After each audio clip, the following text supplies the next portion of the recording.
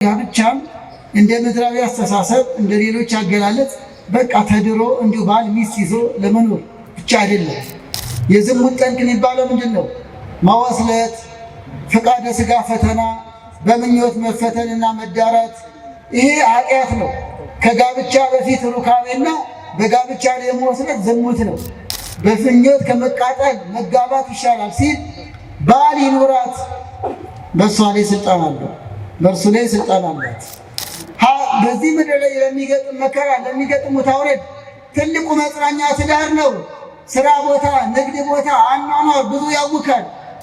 መራራ ባል አለ፣ ጨጫቃ፣ የት ገባሽ የት ወጣሽ ተጠራጣሪ፣ ቀናተኛ። መቀጠር የለብንም እርግጥ ነው፣ ግን እንደው በቃ በውሃ ቀጠነ እንዴት ተደርጎ የሚሰጠውና የሚጠይቀው ማይገናኝ። ሚስትም ለባልሽ የምትገዢው ፍቅሩ ነው፣ ደግነቱ ነው። ተረዳችሁ? ባሎች አስተውሉ። ኃይለኛ ስለሆንክ የከሌ ዘር ነኝ ስላልክ አይደለም። በአንተነት ወዳ በባልነት ወዳ አካሌ ነው የልጆቼ አባት ነው ተንከባካቢ ነው ብላ ነው የምትገዛለው። ዛሬም ትዳራቸው ቢማርክ ትዳር እንዲህ ነው፣ ትዳር እንዳጎቴ፣ ትዳር እንዳያቴ፣ ትዳር እንዳባዬ የሚያስብሉ ትዳር እንደነ ወይዘሮ ገሌ የሚያስብሉ በሥጋው ደግሞ ተወስኖ መኖር፣ ለቤተክርስቲያን መቆርቆር፣ አስራት ማውጣት፣ ሀብት ንብረትን ለእግዚአብሔር ቤት መስጠት፣ በሀብታቸው ማይኩራሩ፣ በስልጣናቸው ማይኩራሩ፣ ራሳቸውን ዝቅ አድርገው ትዳራቸውን አክብረው የሚኖሩ የማያመሹ የማይሰክሩ ሚስቱን የሚወድ ባሏን የምታከብር በጣም ደጋግ ትዳሮች አሉ።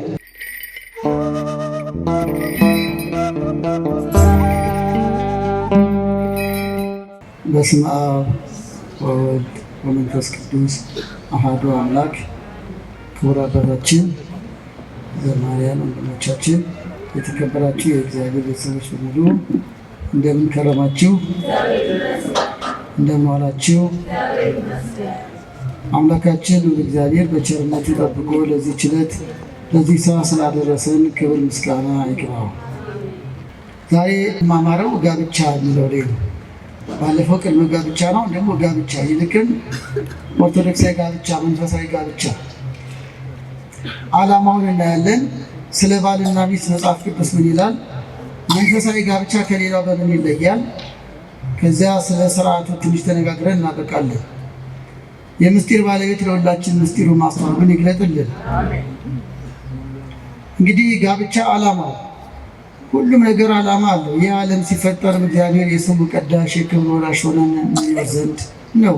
ለሕጉ ተገዝተን በሰማይ ከእርሱ ጋርም ለዘላለም እንኖር ዘንድ ነው። ፍጥረት ዓላማ አለው። እያንዳንዱ ኑሮ ዓላማ አለው። የእኛም አኗኗር፣ የእኛም ፕሮጀክት፣ የእኛም እያንዳንዱ የሚማር ሰው ዓላማ አለው፣ የሚነግድ ሰው ዓላማ አለው። ጋብቻም ዓላማ አለው። ዓለም ከተፈጠረበት ጊዜ ጀምሮ ወንድና ሴት አድርጎ ፈጠራቸው ይላል ኦሪት ዘፍጥረት ምዕራፍ 1 ቁጥር 26። እግዚአብሔር ወንድና ሴት አድርጎ ፈጥሮ ወባረኮሙ በአሐቲ በረከት፣ በአንዲት በረከት ባረካቸው። ስለዚህ ዓላማ አለው። የእግዚአብሔር ስጦታ ነው፣ የእግዚአብሔር ፍቃድ ነው። የጋብቻን ዓላማ ግን ለማስረዳት እንዲመች አንደኛ ሁለተኛ እያልኩ አስቀምጠዋለሁ። በአብዛኛው የሚገኘው በፍትሐ ነገሥት አንቀጽ 24 ላይ ነው። ሆኖም ግን ፍትሐ ነገሥት እንዲሆን ከብሉይ ኪዳን ከአዲስ ኪዳን ከሊቃውንት መጽሐፍት በማውጣጣት የሰሩልን የሥርዓት መጽሐፍ ነው አባቶቻችን። የጋብቻ ዓላማ አንደኛው ለጽድቅ ነው። ጋብቻ ትዳር መስርቶ ልጅ ወልዶ ለመኖር ብቻ አይደለም፣ እንደ ቤተክርስቲያናችን አስተምህሮ ነው። እያንዳንዱ የመኖራችን ዓላማ ለመንፈሳዊ ክብር ነው። የመኖራችን ዓላማ በዚህ ምድር ላይ ለሚያልፍ ነገር አይደለም። ሰርተን ካገኘነው አስራት እንድናወጣ፣ እንድንመጸውት፣ የሌለውን እንድናስብ፣ እያንዳንዱ አኗኗር ከጽድቅ ጋር የተገናኘ ነው። እያንዳንዱ ሕይወት፣ ወጣትነት፣ ጎልማሳነት፣ አረጋዊነት የተሰጠን ዕድሜ ራሱ እግዚአብሔርን እያሰብን ለክብሩ እንድንበቃበት ነው። ከዚህ አንጻር ጋብቻም እንደ ምድራዊ አስተሳሰብ እንደ ሌሎች አገላለጽ በቃ ተድሮ እንዲሁ ባል ሚስት ይዞ ለመኖር ብቻ አይደለም፣ ከእግዚአብሔር ጋር ለመኖር ነው። ትንሿ ቤተክርስቲያን የተባለች የተቀደሰች ቤተሰብ መስርቶ ለወዲያኛው ለሰማያውያን የቅዱሳን ንብረት ለመካፈል ነው። የክርስቲያን ጉዞ ለድህነት ነው። የክርስቲያን ጉዞ ዓላማው ከእግዚአብሔር መንግሥት ተሳታፊ ሆኖ ለመኖር ነው። ይህ ሁሉ የጾም የጸሎት የትጋት የቃል እግዚአብሔር ዓላማ በዚህ ያሉ ምዕመናን በሰማይ ካሉ ምዕመናን ወይም ቅዱሳን ጋር ህብረት ፈጥረን ለመኖር ነው። ስለዚህ ጋብቻም ዓላማው ለጽድቅ ነው። ይልቅም ቅዱስ ጳውሎስ እንዲህ ይላል፣ የእግዚአብሔር ፈቃዱ መቀደሳችን ነው ይላል። በየትኛውም ኑሮ ውስጥ የእግዚአብሔር ፈቃድ መቀደሳችን ነው። የተለየ ቀደሰ፣ አከበረ፣ የከበረ ሕይወት እንዲኖረን ነው። ለየ፣ የተለየ ኑሮ እንዲኖረን ነው። የነጻ የከበረ ሕይወት እንዲኖረን ነው። አንደኛ ተሰሎንቄ ምዕራፍ 4 ቁጥር 7 ላይ በሌላም አገላለጥ አንደኛ ተሰሎንቄ ምዕራፍ 4 ቁጥር 7 እንዳልኩ አንደኛ ተሰሎንቄ ምዕራፍ 1 ላይ እንዲሁ የእግዚአብሔር ፈቃዱ ዓላማው መቀደሳችሁ ነው ይላል። በየትኛው ኑሮ ውስጥ የእግዚአብሔር ፈቃድ በዚህ ምድር ስንኖር የተቀደሰ የተለየ የከበረ አኗኗር እንዲኖረን ነው። በምድር ላይ ይህን ያህል ልጅ ወለድኩ፣ ቤት ሰራው፣ መኪና ገዛው ብለን ብቻ እንድንኖር አይደለም። በሰማይ መዝገብ አከማችሁ እንዳለ ሁሉ በዚህ ምድር ስንኖር በሰማይ ሰማያዊ ክብር የምንቀዳጅበትን በጎ ስራ እንድናከማች ነው። ወኩሉ ዘይፈዴው ከምግባሩ፣ ሁሉ እንደየስራ ይከፈለዋል እንደሚኖር ስራ እዚህ ነው፣ ዋጋ እዚያ ነው። ስለዚህ በዚህ ምድር የምንሰራው በሰማይ በጎ ነገር እንዲከፈለን ነው። ለቀኝ ቁመት ለእግዚአብሔር መንግስት እንድንበቃ ነው። ለዚያ ክብር ያብቃን ሁላችን። ይልቅም ጋብቻ ለጽድቅ ነው ስንል ባልና ሚስት በተዋህዶ ልጅነት ሆነው ንስሐ ገብተው ቅዱስ ሥጋውን ክቡር ደሙን እየተቀበሉ ሲኖሩ ለመኖር ያህል አይደለም፣ ከእግዚአብሔር ጋር ለመኖር ነው። ምክንያቱም እንዲህ ይላል፣ ሥጋዬን የሚበላ ደሜን የሚጠጣ ከኔ ጋር እስከ መቼ ይኖራል? ለዘላለም ድረስ እኔም ከእርሱ ጋር እኖራለሁ። ዮሐንስ 6 ቁጥር 50 ጀምሮ ከእኛ ጋር እንዲኖር እኛም ከእርሱ ጋር ለዘላለም እንድንኖር ነው። ስለዚህ በትዳር ውስጥ ሚስት ለባል መቀደስ ምክንያት ነች። ባል ለሚስት መቀደስ ምክንያት ነው። ለመቀደሱ ምክንያቱ ነው አንደኛ ቆሮንቶስ ምዕራፍ 7 ላይ ለማመኑ በሃይማኖት በሚገኘው ክብር ምክንያት ለመሆን ነው። ሚስትን ባልም አንዳንዶች ለመሰናከል ምክንያት እንደሚሆን ሁሉ ኢዮብን ሚስቱ ልታሰናክለው እንደነበር ሁሉ ጦቢትን ሚስቱ ልታሰናክለው እንደነበር ሁሉ እነሱ ግን በእግዚአብሔር ቃል ታግሰው ጸንተው እንዳለፉ ሁሉ በተቃራኒው ደግሞ ባል በሚስት ሚስት በባል ተቀድሰው ይኖሩ አሉ። ለርብቃ መውለድና በረከት ማግኘት ባሏ ምክንያት ነበር። ኦሪት ዘፍጥረት ምዕራፍ 24 ላይ ይስሐቅና ርብቃ ተጋብተው 20 ዓመት ልጅ አልነበራቸውም። ለሚስቱ ጸለየ። ይሄን የፈለኩት ዘፍጥረት 25 ላይ ሌላም ቦታ እናነሳዋለን። ይስሐቅ ለሚስቱ ምን አለ? እስቲ ንገሩ። ጸለየ። ለምኑ? ለሚስቱ። አያችሁ፣ እግዚአብሔርም የይስሐቅን ጸሎት ሰማ። አያችሁ፣ የይስሐቅን ጸሎት ሰምቶ ርብቃን ባረካት። እንዲህ ነው ትዳር። ባል ለሚስት ሚስት ለባል እየጸለዩ እያበረታቱ በርታ ያለው ደካማውን እየተሸከመ ኃይለኞች ደካሞችን ተሸከሙ ይላል። እንኳን ባልና ሚስት ሌሎችን ደካሞች ምንላቸውን በእኛ አስተሳሰብ በትዕግስት በፍቅር በጸሎት መሸከም አለብን። ሮሜ 14 ላይ በርትቻለሁ ታግያለሁ የሚል ደከም ያለውን ዛል ያለውን በጸሎት በምክር በትዕግስት መሸከም አለበት። እንዲሁ ክርስትና ይሄ እንኳን ባልና ሚስት። ስለዚህ ጋብቻ ለጽድቅ ነው። እየተበረታቱ የዘላለም ሕይወት የሚያስገኘውን ሥጋውን ደግሞ እየተቀበሉ እየኖሩ። ሁለተኛው ጋብቻ ለመረዳዳት ነው። ይሄ የምታውቁት ነው። የጋብቻ ዓላማ ለመረዳዳት ነው። ኦሪት ዘፍጥረት ምዕራፍ 2 ቁጥር 18 ሥላሴ አዳም በእንቅልፍና በመንቃት መካከል እንዲሆን አደረጉት። አዎ ንግበር ሎቱ ቢጸ ዘተረድኦ የምትረዳ ወይም ተረዳው ዘንድ እንፍጠርለት። ከአዳም ጎን ሔዋን ተረዳው ዘንድ ተፈጠረች፣ ተረዳው ዘንድ። ስለዚህ ጋብቻ ይረዳዱ ዘንድ። መረዳዳት ግን ምንድን ነው? በሥጋዊ ኑሮም በመንፈሳዊ ኑሮም ነው። አንዳንዴ መረዳዳትን ብዙዎቹ ኢኮኖሚካሊ ብቻ ያገናኙታል። እኔ እኮ ማገባው በደሞዝ እየረዳችኝ እንድትኖር ነው፣ እኔ እኮ ማገባው እየረዳኝ እንዲኖር ነው ብቻ የሚሉ አሉ። መረዳዳት በምድራዊ ጥቅማ ጥቅም ብቻ አይደለም። ቅድም እንዳልነው ነው፣ በጸሎት ይስሐቅ ርብቃን የረዳት በጸሎት ነው። ስለዚህም ርብቃ ወለዱ፣ ሁለቱም ማለት ነው። በትዳራቸው ተባረከ። ዘካርያስና ኤልሳቤጥ እየተረዳዱ የኖሩት በጸሎት ነው። ወክልኤሆሙ ጻድቃን እሙንቱ ይላል። ሁለቱም ጻድቃን ነበሩ ብለያል። ዘካርያስ ጻድቃን ነው፣ ኤልሳቤጥ ግን ችግር አለባት አላለንም።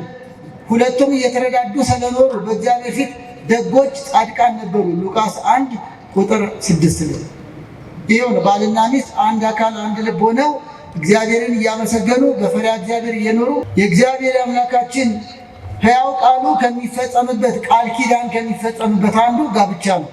ለምሳሌ ልጠይቃችሁ። አሁን ሰዓቱ ድረስ መሸ፣ ሰዓቱ ሲደርስ ይነጋል። እግዚአብሔር በየቀኑ አሁን ይምሽ አሁን ይንጋ እያለ ይመስላችኋል? መቼ ነው የተናገረው? ስንት ነው የተናገረው? አንድ ጊዜ ጎሽ ቃሌው ያሰማችሁ። የመልስ ፍጥነታችሁ ደስ ይላል። ዘፍጥረት 1 ላይ ለይኩን ምን ማለት ነው? ይሁን ይሁን እግዚአብሔር መልካም እንደሆነ ይሁን አለ። ስለዚህ አንድ ጊዜ ይሁን ባለው ቃሉ ወቅቶች ይፈራረቃሉ፣ ማልትና ሌሊት ይፈራረቃሉ። ክብር ይግባውና እንደዚህ ሁሉ ብዙ ተባዙ ብሎ አንድ ጊዜ አዳምና ሔዋን ሲፈጥር በድጋሚ ምድርን እንደ አዲስ ያድሳት በኖህ ዘመን ዘፍጥረት 8 ላይ ብዙ ተባዙ ብሎ እግዚአብሔር ተናገረ። ይኸው እስከ ዓለም ፍጻሜ ትውልድ ይቀጥላል ማለት ነው። ጋብቻ ይመሰረታል፣ በጋብቻ በኩል ልጅ ይተካል። ሴቶች ሊያገቡና ሊወልዱ ይገባል ይላል ቅዱስ ጳውሎስ በአንደኛ ጢሞቴዎስ ምዕራፍ 5 ላይ ሊያገቡና ሊወልዱ ይገባል። እነሆ ልጆች የእግዚአብሔር ጸጋ ናቸው አለ። ደግሞ መዝሙር 126 ቁጥር 6 ላይ የእግዚአብሔር ጸጋ የሆኑ ልጆች፣ የእግዚአብሔር የቃል ኪዳን መገለጫ የሆኑ ልጆች በባልና ሚስት ሕይወት ትዳር በኩል ይከሰታሉ። ስለዚህ የእግዚአብሔር ቃሉ ይፈጸም ዘንድ በጋብቻ በኩል ትውልድ ይቀጥላል። ግን ልጅ የሚሰጥ ማን ነው? ስለተጋቡ ብቻ ይወልዳሉ ማለት አይደለም። እግዚአብሔር በፈቀደ ጊዜ ይሰጣል፣ ቢዘገይም በፈቀደ ጊዜ ይሰጣል። ድንገት ባይኖርም ለበጎ ነው። ይህንም በሌላ ጊዜ እንማራለን።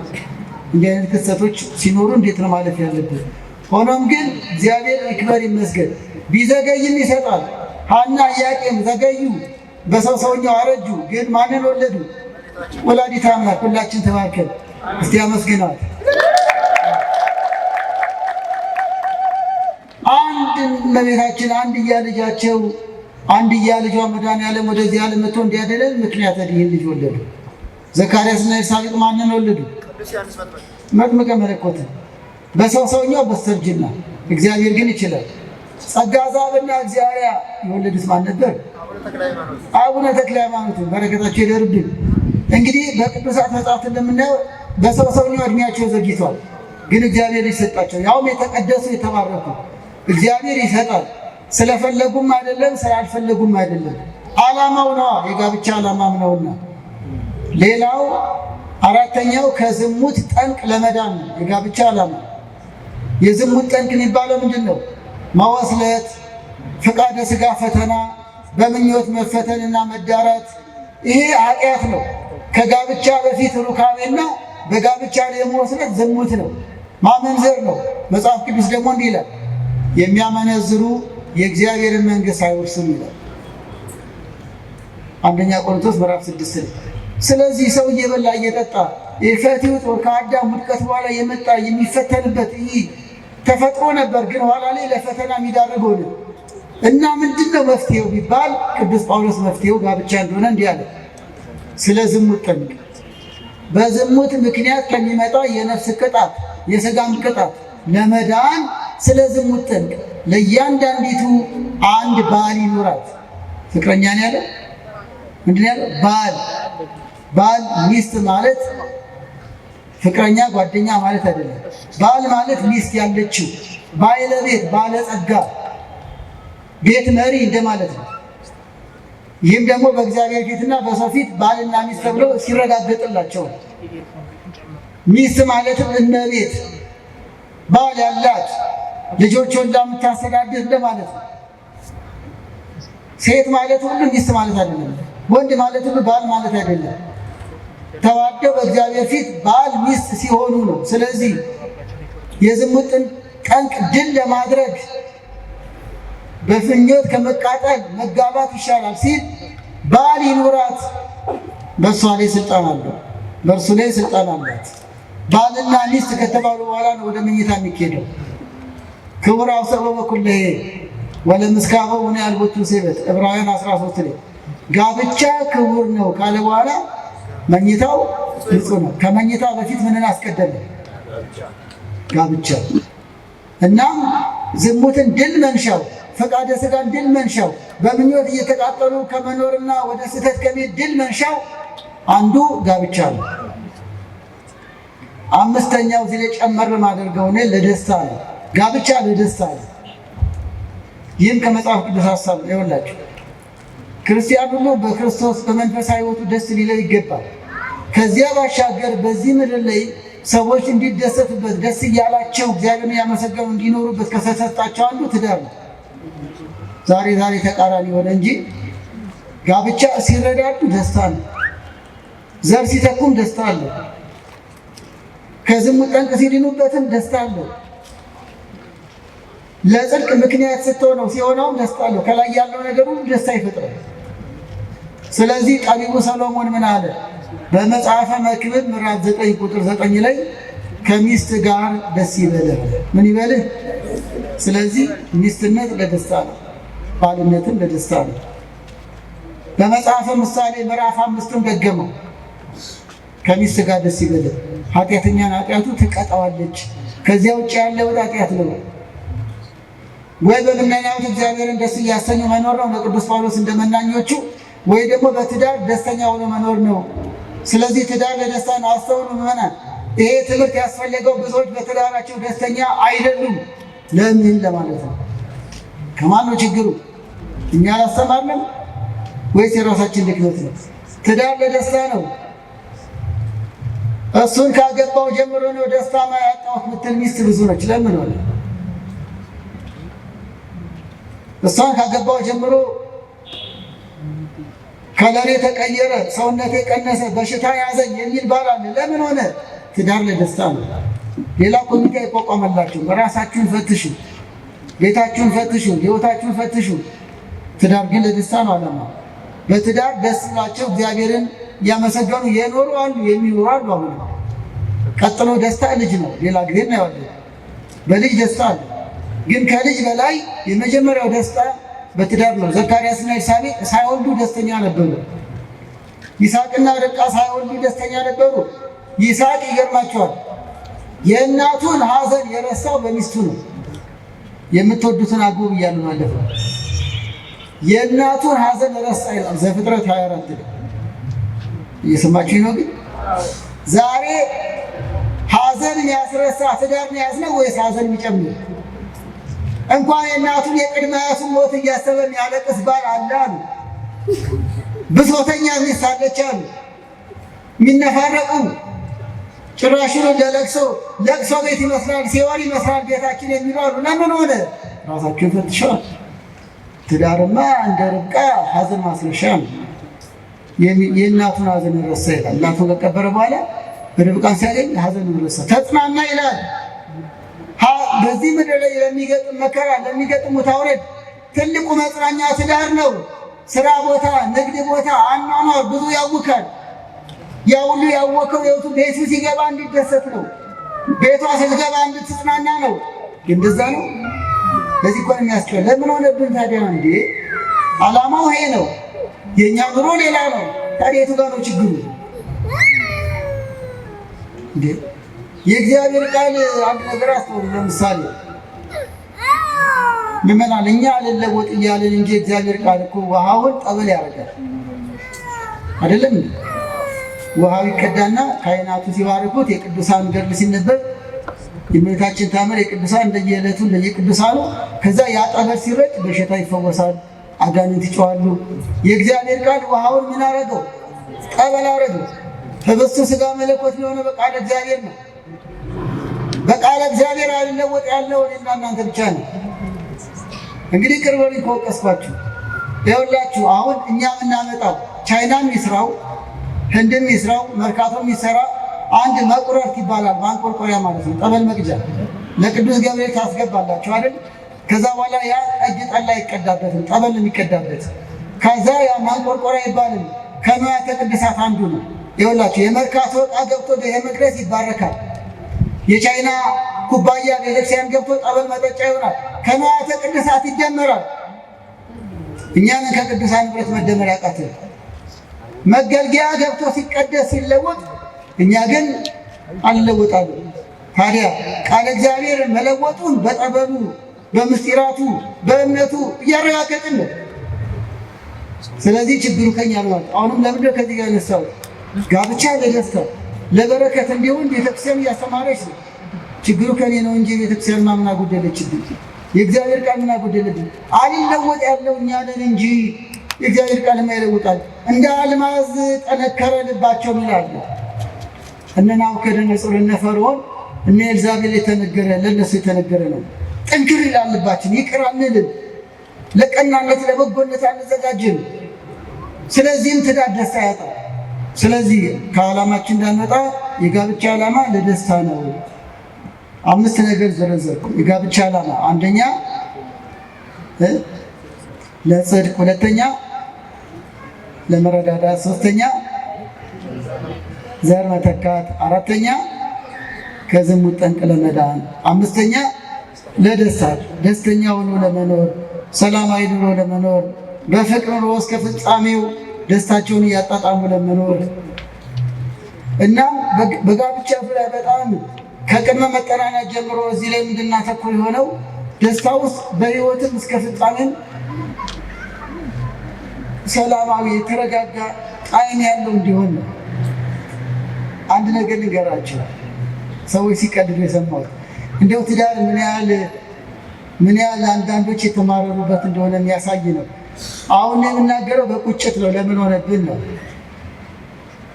እንግዲህ ምሳሌውና የምጠራው ስም ይቅር በሉኝ፣ እኔ እንደሰማሁት አገላለጽ። ባልየው ታመመ፣ በጣም ደከመ፣ ሊሞት ትንፋሹ ጥር አለ። በኋላ ላይ ሚስቱን ጠራና መናዘዝ ጀመረ። በእንግዲህ ባለቤቴ እኔ መሞቴ ነው፣ ግን የምናዘዘው ነገር አለ አላት። ምንድን ነው ባሌ? አንተን ያኖር እንጂ ምን ነው በኋላ ላይ ከኔ በኋላ እንድታገቢ አላት። ያም ደግሞ የምታገቢው ለዚህ ሰው አጠራር ይቅርታ ኮራባቸው የሚባለውን የኔን ጠበኛ ነው አላት። ኮራባቸው የሚባለው የባልየው የእድሜ ልክ ጠላት ነው። አሁን ሚስትየው ምን አለች? መጀመሪያ ማግባት አልፈልግም፣ ደግሞ የአንተን ጠላት ማገባው ለምንድን ነው አለች። እየሰማችሁ ነው? የአንተን ጠላት ማገባው ለምንድን ነው? ምን አለ መሰላችሁ? ለካ ተማራለሁ።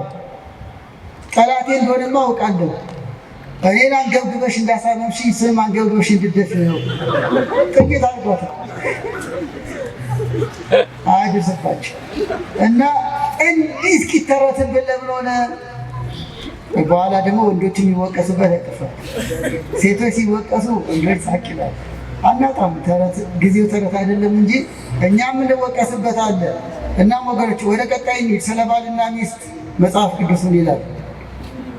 በብሉይ ኪዳን ሕዝበ እግዚአብሔር በእጮኛ በሚስት እየተመሰሉ እግዚአብሔር ክብር ይግባውና ራሱን በባል እየመሰለ አጨውሽ፣ አጭቼሻለሁ፣ ቃሌ ስሚ እስራኤል እያለ በባልና ሚስት ምሳሌ ገልጿል።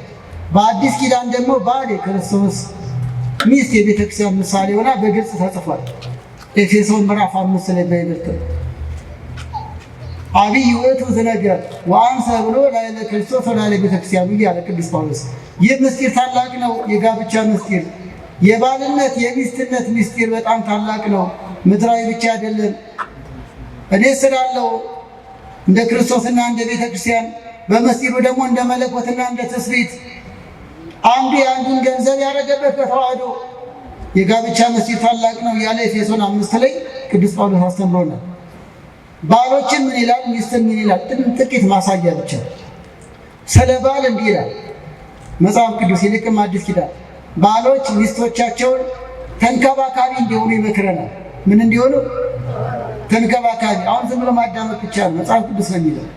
አንደኛ ጴጥሮስ ምዕራፍ 3 ላይ ቁጥር 1 ጀምሮ ባሎች ሆይ ሚስቶቻችሁን ተንከባከቡ ይላል። ድገሙት እስቲ ወንዶች፣ ፈራችሁ? ምን ይላል? ተንከባከቡ አይደል?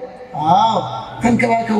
እንክብካቤ የምትፈልግ ናትና የወንድ ልጅ ጡንቻ ጠንከር ማለቱ፣ የሴት ልጅ በተፈጥሮ አነስ ማለቱ አካል ነው ያልኳችሁ። የደም ስር 666 ሊሆን የሴት ግማሽ ነው። በዛ ያን ያሳየው እንዲማታበት እንዲደበደበት ሳይሆን እንዲጋፈጥበት፣ እሷ እንዲንከባከበት ነው። እሷ ጋር የጎደለውን እሱ እንዲሞላ ነው። ለዚህ ነው ተንከባከቡ፣ ፍጥረቷንም በማየት እንክብካቤ ፈላጊ ናትና። ከአዳም ጎን የተፈጠረች ጎን። አሁን ለምሳሌ ጎኔን ላሳርፍ ነው አይደል የምንለው? ጎን በጣም እንክብካቤ የሚፈልግ አካል ነው። ግንባር፣ እጅ ሊታይ ይችላል፣ ጎን ግን አይታይም። ጎን ተሸፍኖ ነው ሁሉ። ለዚህ ነው ሴቶች ሲኖሩ ተሸፍነው እንዲኖርና ባልም ደግሞ ተንከባክቧት እንዲኖር ነው ከጎን እናም ሌላው ምስጢር ይቆየን፣ ግልጹን ብቻ እያየን ባሎች ሚስቶቻቸውን እንዲንከባከቡ እግዚአብሔር አዟል። ቸል ማለት፣ ግዴለሽ መሆን፣ ለውጭ ሰው አልጋ ለሚስት ቀጋ መሆን እግዚአብሔር ይጠይቃል። አንዳንዶች እንደዛ ነው። ከበር መልስ ውጭ ይጋብዛሉ። የእሷ ግን ጓዳዋ ዘይት የለም ስትለው ይበሳጫል። ውጭ ደግሞ መጠጥ የለም ቢባል ነው የሚበሳጨው። ያለበት ፈልጎ ይጠጣል። አንዳንድ ጊዜ ለውጭ አልጋ ለቤት ቀጋ ይሆናል። ይቅር በሉኝ እንግዲህ። ግን ቅዱስ ጴጥሮስ ምን አለ? ሚስቶቻችሁን ተንከባከቡ፣ ፍላጎታቸውን አሟሉ፣ አካል ናትና። ዘአፍቀረ ብእሲቶ አፍቀረ ርእሶ። ሚስቱን የወደደ እኮ አካሉን ወደደ። እጅህን ትጠላለህ፣ እግርህን ትጠላለህ፣ አካል ናት። ኤፌሶን 5:25። ሌላው ባል ቤቱን የሚመራ ነው። በመጋፈጥ በመቆጣጠር የበላይ መሆን ማለት የግድ ተጽዕኖ ፈጣሪ ይሁን ማለት ሳይሆን ራሱን እስከ መስጠት ቤቱን በመውደድ ማለት ነው። ኤፌሶን 5:5። የበላይነት ለዱላ ለገንዘብ የበላይነት አይደለም። ለዚህ ዋና ምሳሌ ክብር ይግባውና መድኃኔዓለም ኢየሱስ ክርስቶስ ነው። ጌታችን መድኃኒታችን ኢየሱስ ክርስቶስ የቤተ ክርስቲያን ራስ እንደሆነ ባልን የቤቱ ምንድን ነው? ራስ ነው። ታዲያ ጌታችን ክብር ይግባውና የቤተ ክርስቲያን ራስ መሆኑን የገለጠው በምንድን ነው? በሞት በቀራንዮ ሥጋውን ቆርሶ ደሙን አፍስሶ እኛን መውደዱን የገለጠው በሞት ነው። ከዚህ የሚበልጥ ፍቅር ከወዴት አለ? ባልን ሚስቱን መውደዱን፣ ልጆቹን መውደዱን፣ ቤቱን መውደዱን የሚገልጠው ራሱን በመስጠት ነው ለማለት ነው። ገንዘብ በመስጠት ብቻ አይደለም፣ ጊዜ መስጠት፣ እውቀቱን መስጠት፣ ጉልበቱን መስጠት፣ መጋፈጥ። እንስሳት እንኳን አንዳንድ አራዊት አይታችሁ እንደሆነ ናሽናል ጂኦግራፊ ላይ የሚደቅ ነገር ታያላችሁ ተፈጥሮ ላይ። ይሄኛው እንስሳ ብዬ ባልናገርም ግን ብዙ ጊዜ አንዳንዴ ሚዲያ የሚያስተምራል እኮ ምን አንዳንዴ ብዙ ጊዜ እና ወንዱ አውሬ ሚስቱን ለመከላከል ሲቦጫጨቅ ታዩታላችሁ። ልጆቹን ለመከላከል ሲቦጫጨቅ፣ እሱን ገለው ነው ወደ እሷ የሚሄዱት። ልክ እኔን ገላችሁት ወደዛ ትሄዳላችሁ እንጂ ብሎ የዛት ይመስላል። ሚስቱን ላለማስነካት ራሱ የሚሰጥ እንስሳ አለ። እየተረዳችሁ ነው? በጣም በገጠር ያደጉም ያውቃል። ሚስቱን ላለማስነካት ይኸውላችሁ፣ ባልነት ይሄ ነው። ሚስቱ እንዳትታይበት፣ እንዳትታማበት፣ እንዳታንስበት ከማንም እንዲህ ነው ባልነት እንጂ አሳልፎ የሚሰጥ አይደለም። ከእንስሳ እናንሳለን እንዴት አደባለች? ተንከባከቡ። ሌላው ባሎች ምን ተብለናል? ደግ መሆን፣ ደግ ሁኑ ብሎናል መጽሐፍ ቅዱስ በቆላስይስ ምዕራፍ 3:19። መቼም ሴቶቹ ደስ እያላቸው ጎሽ ልካቸውን ነገሩልን እያላችሁ ነው አይደል? እኔ አይደለሁም መጽሐፍ ቅዱስ ነው። አይ በኋላ ወደ እናንተ ምን ዞራለን? መጽሐፍ ቅዱስ ነው። እንዲህ ይላል በትክክል ባሎችን ነገ ባል ለመሆን የምታቅዱ ልጆቻችንን ይሄ ደግሞ ይቀድሳል፣ ያከብራል እንጂ አይጎዳ። ደግነት ይጠቅማል እንጂ አይጎዳ። በእውነት ደግ ሆኖ የተጎዳ የለም። ታክሲ ላይ እንኳን አንዳንድ ጥቅስ አለ። የዋ ምን ይሆናል ይላል። እውነት ነው። የዋ ምንም አይሆንም። ግፍ የሰራ ክፉ የሰራ ግን ክፋቱ ይበቀለዋል። እግዚአብሔር ከክፉ ስራ ይጠብቃል። እንኳን ለሚስት ለሁሉ ደግ መሆን ታዘናል። ቆላስይስ ምዕራፍ 3:19 ላይ እንዲህ ይላል፣ ባሎች ሆይ ለሚስቶቻችሁ ደግ ሁኑ። ምን ሁኑ? እንደው ከልብ ያዟት ባሎች፣ ደግ ሁኑ። እንዲያውም ምን ይላል መሰላችሁ? መራራ አትሆኑ። አቤት ይሄ ቃል! መራራ ባል አለ፣ ጨጫቃ፣ የት ገባሽ የት ወጣሽ፣ ተጠራጣሪ፣ ቀናተኛ። መቀጠር የለብንም እርግጥ ነው። ግን እንደው በቃ እንደ በውሃ ቀጠነ እንዴት ተደርጎ የሚሰጠውና የሚጠይቀው ማይገናኝ። አንድ ሊትር ዘይት ገዝቶ 10 ሰው ቤቱ ልጋብዝ ይላል። እና ወገኖች መራራ አትሁኑ ሚስቶቻችሁ ላይ። ባል መጣ ይባል እንደው እዛው ባደረ የምትል ሚስት አለች። እንደው ፊልም በወጣ መቼ ነው ቤት ማይመጣው? እንኳን ሚስት ልጆች ላይ ተጋብቶ አባዬ ባል መጣ የሚሉ ልጆች አሉ። አይደርስም። እንደው አባዬ መቼ ነው ይመጣ ብለው አይንና በር የሚጠብቁ ልጆች እንዳሉ ሁሉ እንደው ባል መጣውንስ አባባ አበዛውንስ እሷው መደብደብ ነው እኛንም ማስጨነቅ ነው የሚሉ አሉ። ከእንዲህ ያለ ይጠብቃል። እንዲህ እንዳይሆን እኮ ነው። ደስታ ቤት ውስጥ ነው። ቤት ውስጥ ሰላም፣ ደስታ ከሌለ ውጭ ደስታ አይኖርም። ስለዚህ በእጅ ላይ ነው ያለው። ሚስትን በማክበር በመንከባከብ ደግ በመሆን እርግጠኛ ሁኑ የቤቱ ሰላም ይሳካል። ሌላ የሰላም ሚኒስቴር አጠብቁ ለትዳር ስንቱ ጋይዱ ሌላ ኮሚቴ ሌላ ቦርድ አጠብቁ። ቤተ ሰላም እንዲሆን አንተ ደጉ ይሄ ነው መጽሐፍ ቅዱስ። እውነት ደግ ባል ሚስቱ ምንም አትልም፣ ሚስቱም ይንከባከባል ምንም አትልም። እርግጠኛ ሁኑ። በየግጭቱ የምንሰማው ይህንን ነው። ሳምንት በዚህ ዙሪያ ነው የምንማረው። የግጭት ምክንያቶችና መፍትሄዎቻቸው ነው የመጨረሻ ክፍለ ጊዜያችን። ወደዛ ሳልሄዳውንም ቀጥታ ያለውን ነገር መራራ አትሁኑ፣ ደግ ሁኑ፣ ቅን ሁኑ፣ ነገሮችን በቅነት የምታዩ ሁኑ ይለናል ቆላስይስ ምዕራፍ 3 ቁጥር 19። ሌላው አንድ ልጨምር፣ ባሎችን በምግባር የምትተጉ የምታስደስቱ ሁኑ፣ ምግባር ያላችሁ ስለባቸው ቲቶ ምዕራፍ 1 ቁጥር 6 ላይ ይህ ካህናትንም ዲያቆናትንም ባሎችን ሁሉ ይመለከታል። ጭምት ራሱን የገዛ ይላል። በትዳር ውስጥ ትዳር ሊመሰረት ያቀደ ባልን ጭምት ራሱን የገዛ ከስካር ከነውር ከነቀፋ የራቀ ለካህን ብቻ አይደለም ባልነትን ለሚመኙ ሁሉ ባሎች ለሆነን ሁሉ ጭምት፣ ደጎች፣ ቅኖች፣ ራሱን የገዛ እያለ ይመክረናል ቲቶ ምዕራፍ 1 ላይ። እሺ ሚስቶችን ደግሞ ምን አለ መጽሐፍ ቅዱስ? አንደኛ ሚስቶች ታዘዙ ይላቸዋል። ምን ይላል? ታዘዙ ለማን?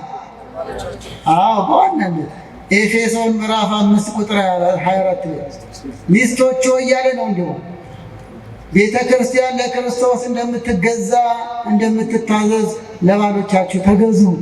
ግን አስተውሉ፣ ይህ ተገዙ የፍቅር ነው።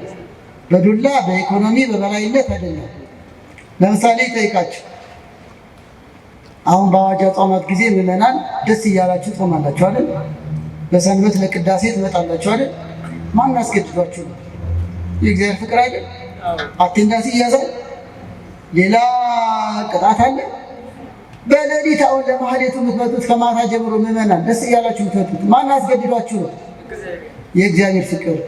ቤተ ክርስቲያን ማለት ምዕመናን ናቸው እያልኩ ነው። ቤተ ክርስቲያን ለክርስቶስ የምትገዛው በፍቅር ነው። አሁን ግሸን ማርያም ሄዳችሁ ምዕመናን፣ ቁልቢ ሲደርስ የምትሄዱ ምዕመናን፣ ዝቋላ ዳገት የምትወጡ ምዕመናን ማን ያስገድዷችሁ ነው? ንገሩኝ እንጂ። የእግዚአብሔር ፍቅር።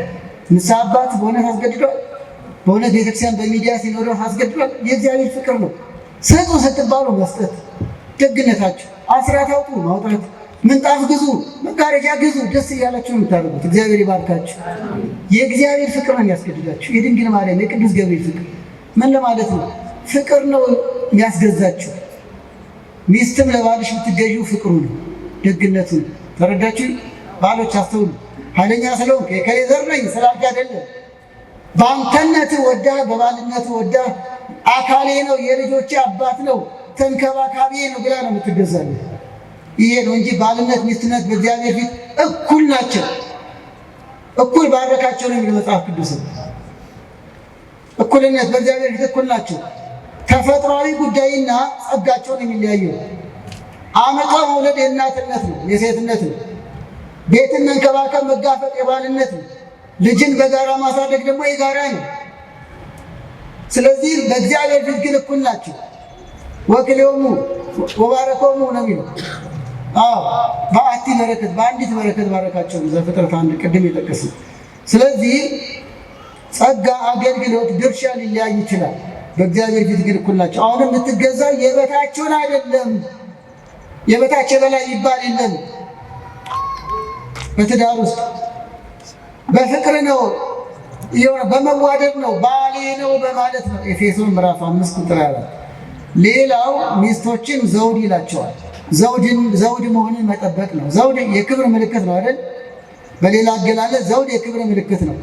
የቤቱ ክብር፣ የቤቱ መቤት፣ የቤቱ ጌጥ ሚስት ነች። ምሳሌ 12 ቁጥር 4 ላይ ሚስት ዘውድ ነች ይላል። ስለዚህ ዘውድ መሆኗን ክብሯን መጠበቅ ይገባል። በአነጋገሯ፣ በአኗኗሯ፣ በውሳኔዋ፣ ባሏን በማክበሯ፣ በፍቅር በመታዘዝ ዘውድነቷን መጠበቅ ይገባታል። የዚህ ተቃራኒ ግን አለ።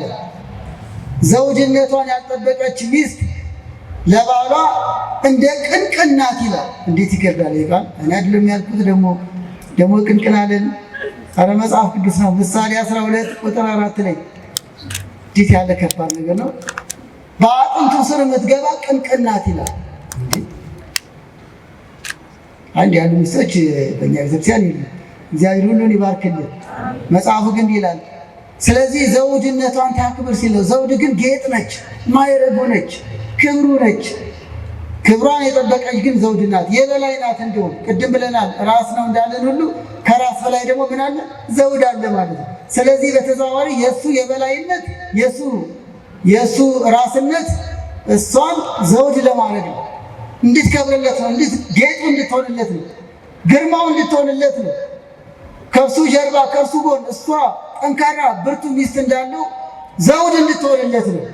ስለዚህ ይሄ ነው። ሌላው እናትነትን ማነው ሴቶች ምን ይላል? እናትነትን መቀበል። መጽሐፍ ቅዱስ ያው እናትነት የሚስት ነው። እናትነት በሥላሴ ምሳሌ ሥላሴ ፈጥረው መግበው እንደሚያሳድጉን ሁሉ ቅድስት ነው የምንለው። እናትነትን ክብር ነው። ቤተክርስቲያንንም እናታችን ነው የምንለው። ሰላም ለኪ ቤተክርስቲያን ቅድስት በሴት አንቀጽ።